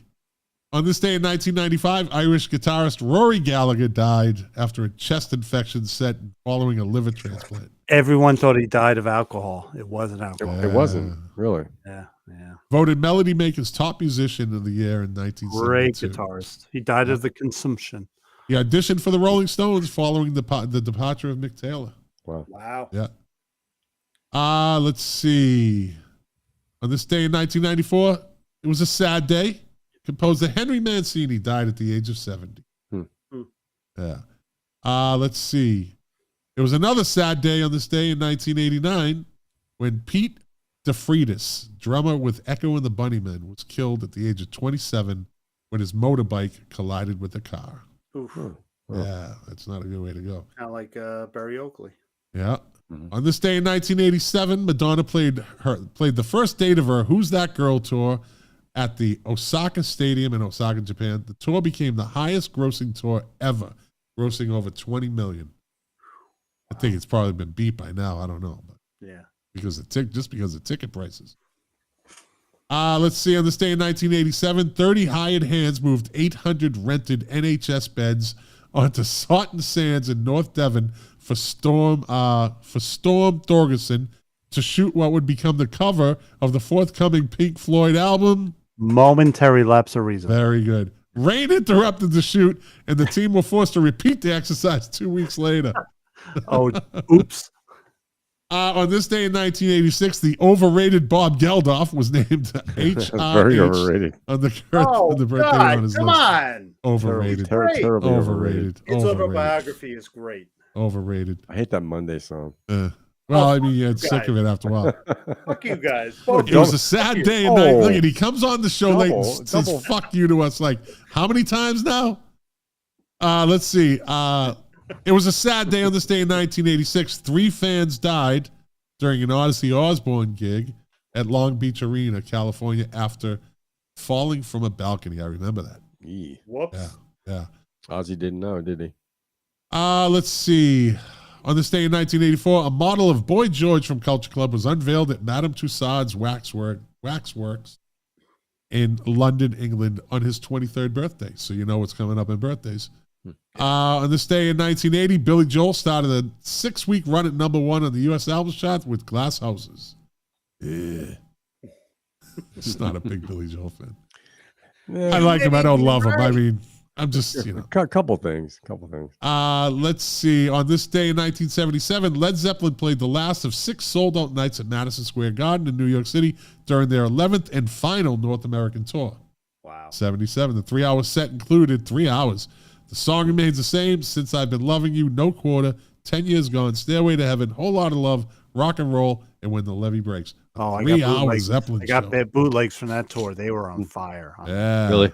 Wow. On this day in 1974, Ray Stevens was at number 1 on the UK singles chart with The Streak. yes, they called it The Streak. Yeah, a song Don't look, about the Ethel, don't latest look. British craze of streaking. I think that was American too. Yeah, I think so. Do any of us want to demonstrate what the streak is? So On this day in 1967, I have a question. Like, did we fuck up the streak like we do like the British television shows? Did they do it better than us? I don't know if you can fuck up a streak. Okay. Yeah. Well, you don't want to see an Irishman do a streak. Anyways, on this day in 1967, the Doors appeared at Steve Paul's scene in New York City. Jimi Hendrix was in the audience. Wow. On this day in 1964, the Manish Boys, featuring David Bowie, auditioned for the UK television talent show Opportunity Knocks. Wow. It was a crazy day on this day in 1964. Touring Australia, the Beatles arrived at Melbourne and were greeted at the airport by over 5,000 fans. Another 20,000 fans lined the route from the airport to the hotel. Army and Navy units were brought in to help control the crowds.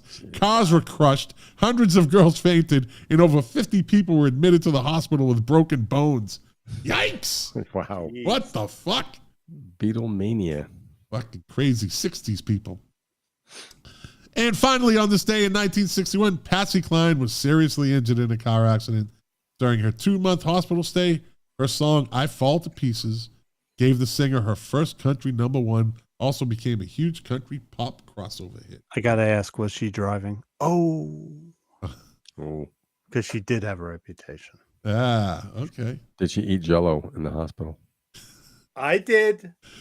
Born on this day in 1983, Siobhan Donahue, English singer-songwriter, Siobhan, Siobhan. They're fucking crazy Irish names. Shillelagh. Yeah. Donahue with British girl group Sugar Babes, who had the 2002 UK #1 single Round Round.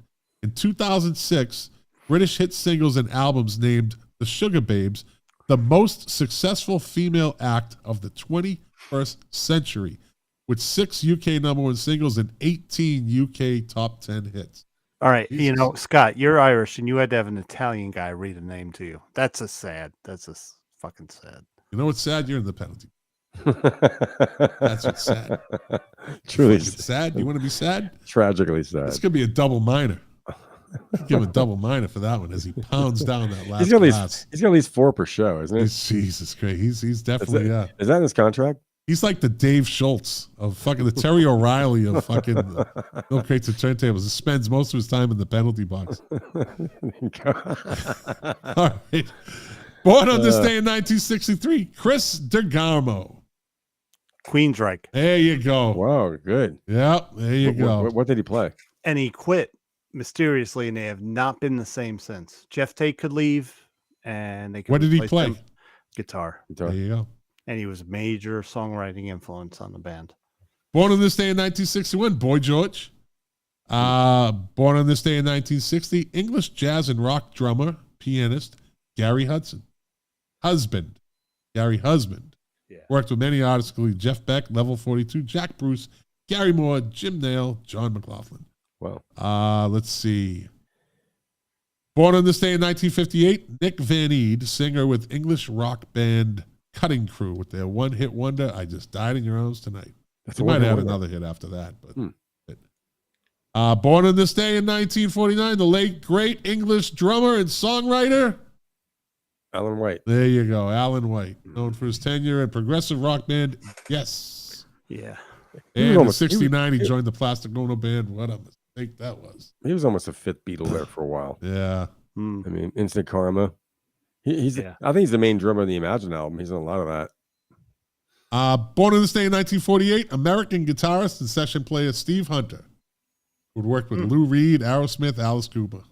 Yep. He played the acoustic intro on Peter Gabriel's 1977 hit, Salisbury Hill. Wow. Yeah. Didn't know that. Born on this day in 1945, Rod Argent. Hold your head up. Yep. The Zombies. Yep, and the Zombies. Very good. There you go. Born on this day in 1943, Spooner Oldham.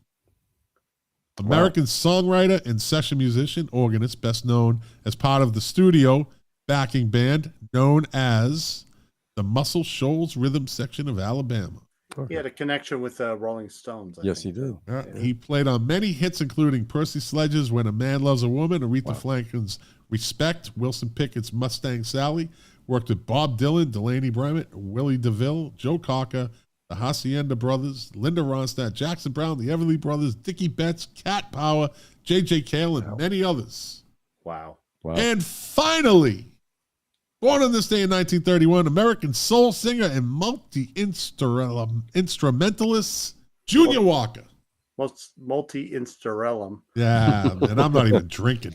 That's like the band Guns and Rutabagas.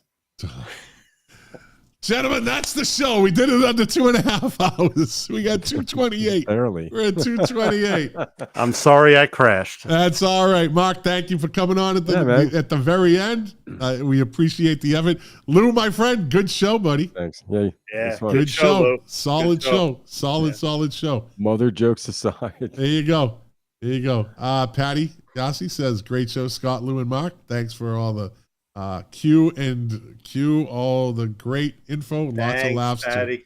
There you go. Hey, thanks, again, we'll be back next week. Well, no, you know what? Next week I'll be in Boston. I'll be in the motherland. So we're getting a week off. Yeah. All right. Getting a week off.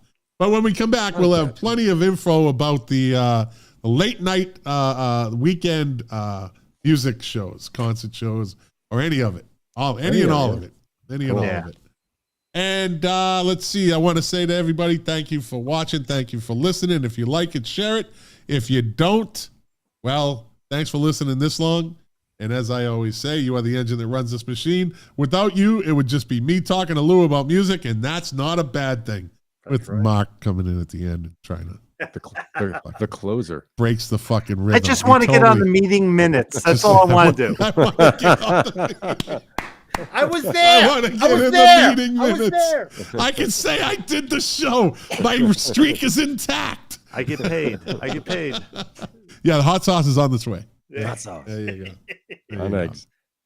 And as again, I always say, thank you. I'm all fucked up right now. Oh fuck! Come on, Scott. The tradition. I was just thinking of something totally different. I don't know Do what we I have was to thinking. carry? This is like when you had the storm and you open the door. And Yeah, That was shit weird. went crazy. Yeah, That was yeah, weird. yeah. To Well, quote Morrissey, to quote Morrissey. I have Yeah, to do it. doing the show for you. To quote my favorite artist, Morrissey, the pleasure, the privilege is mine. We won't see you next week. We're going to take a week off. I'll be in the motherland taking care of business and eating good Italian and Chinese food. Yeah. And we'll be back in 2 weeks with a really good show. Hopefully Jack will be around and the four of us can just kick it around. Cool. But until then, thank you, everybody. Lou, my friend, Mark, thank you, my friend, for your knowledge, your time. It's always great doing shows with you guys. Lou, you're awesome. You're There awesome. you go. So good I'll to be agree here. with that.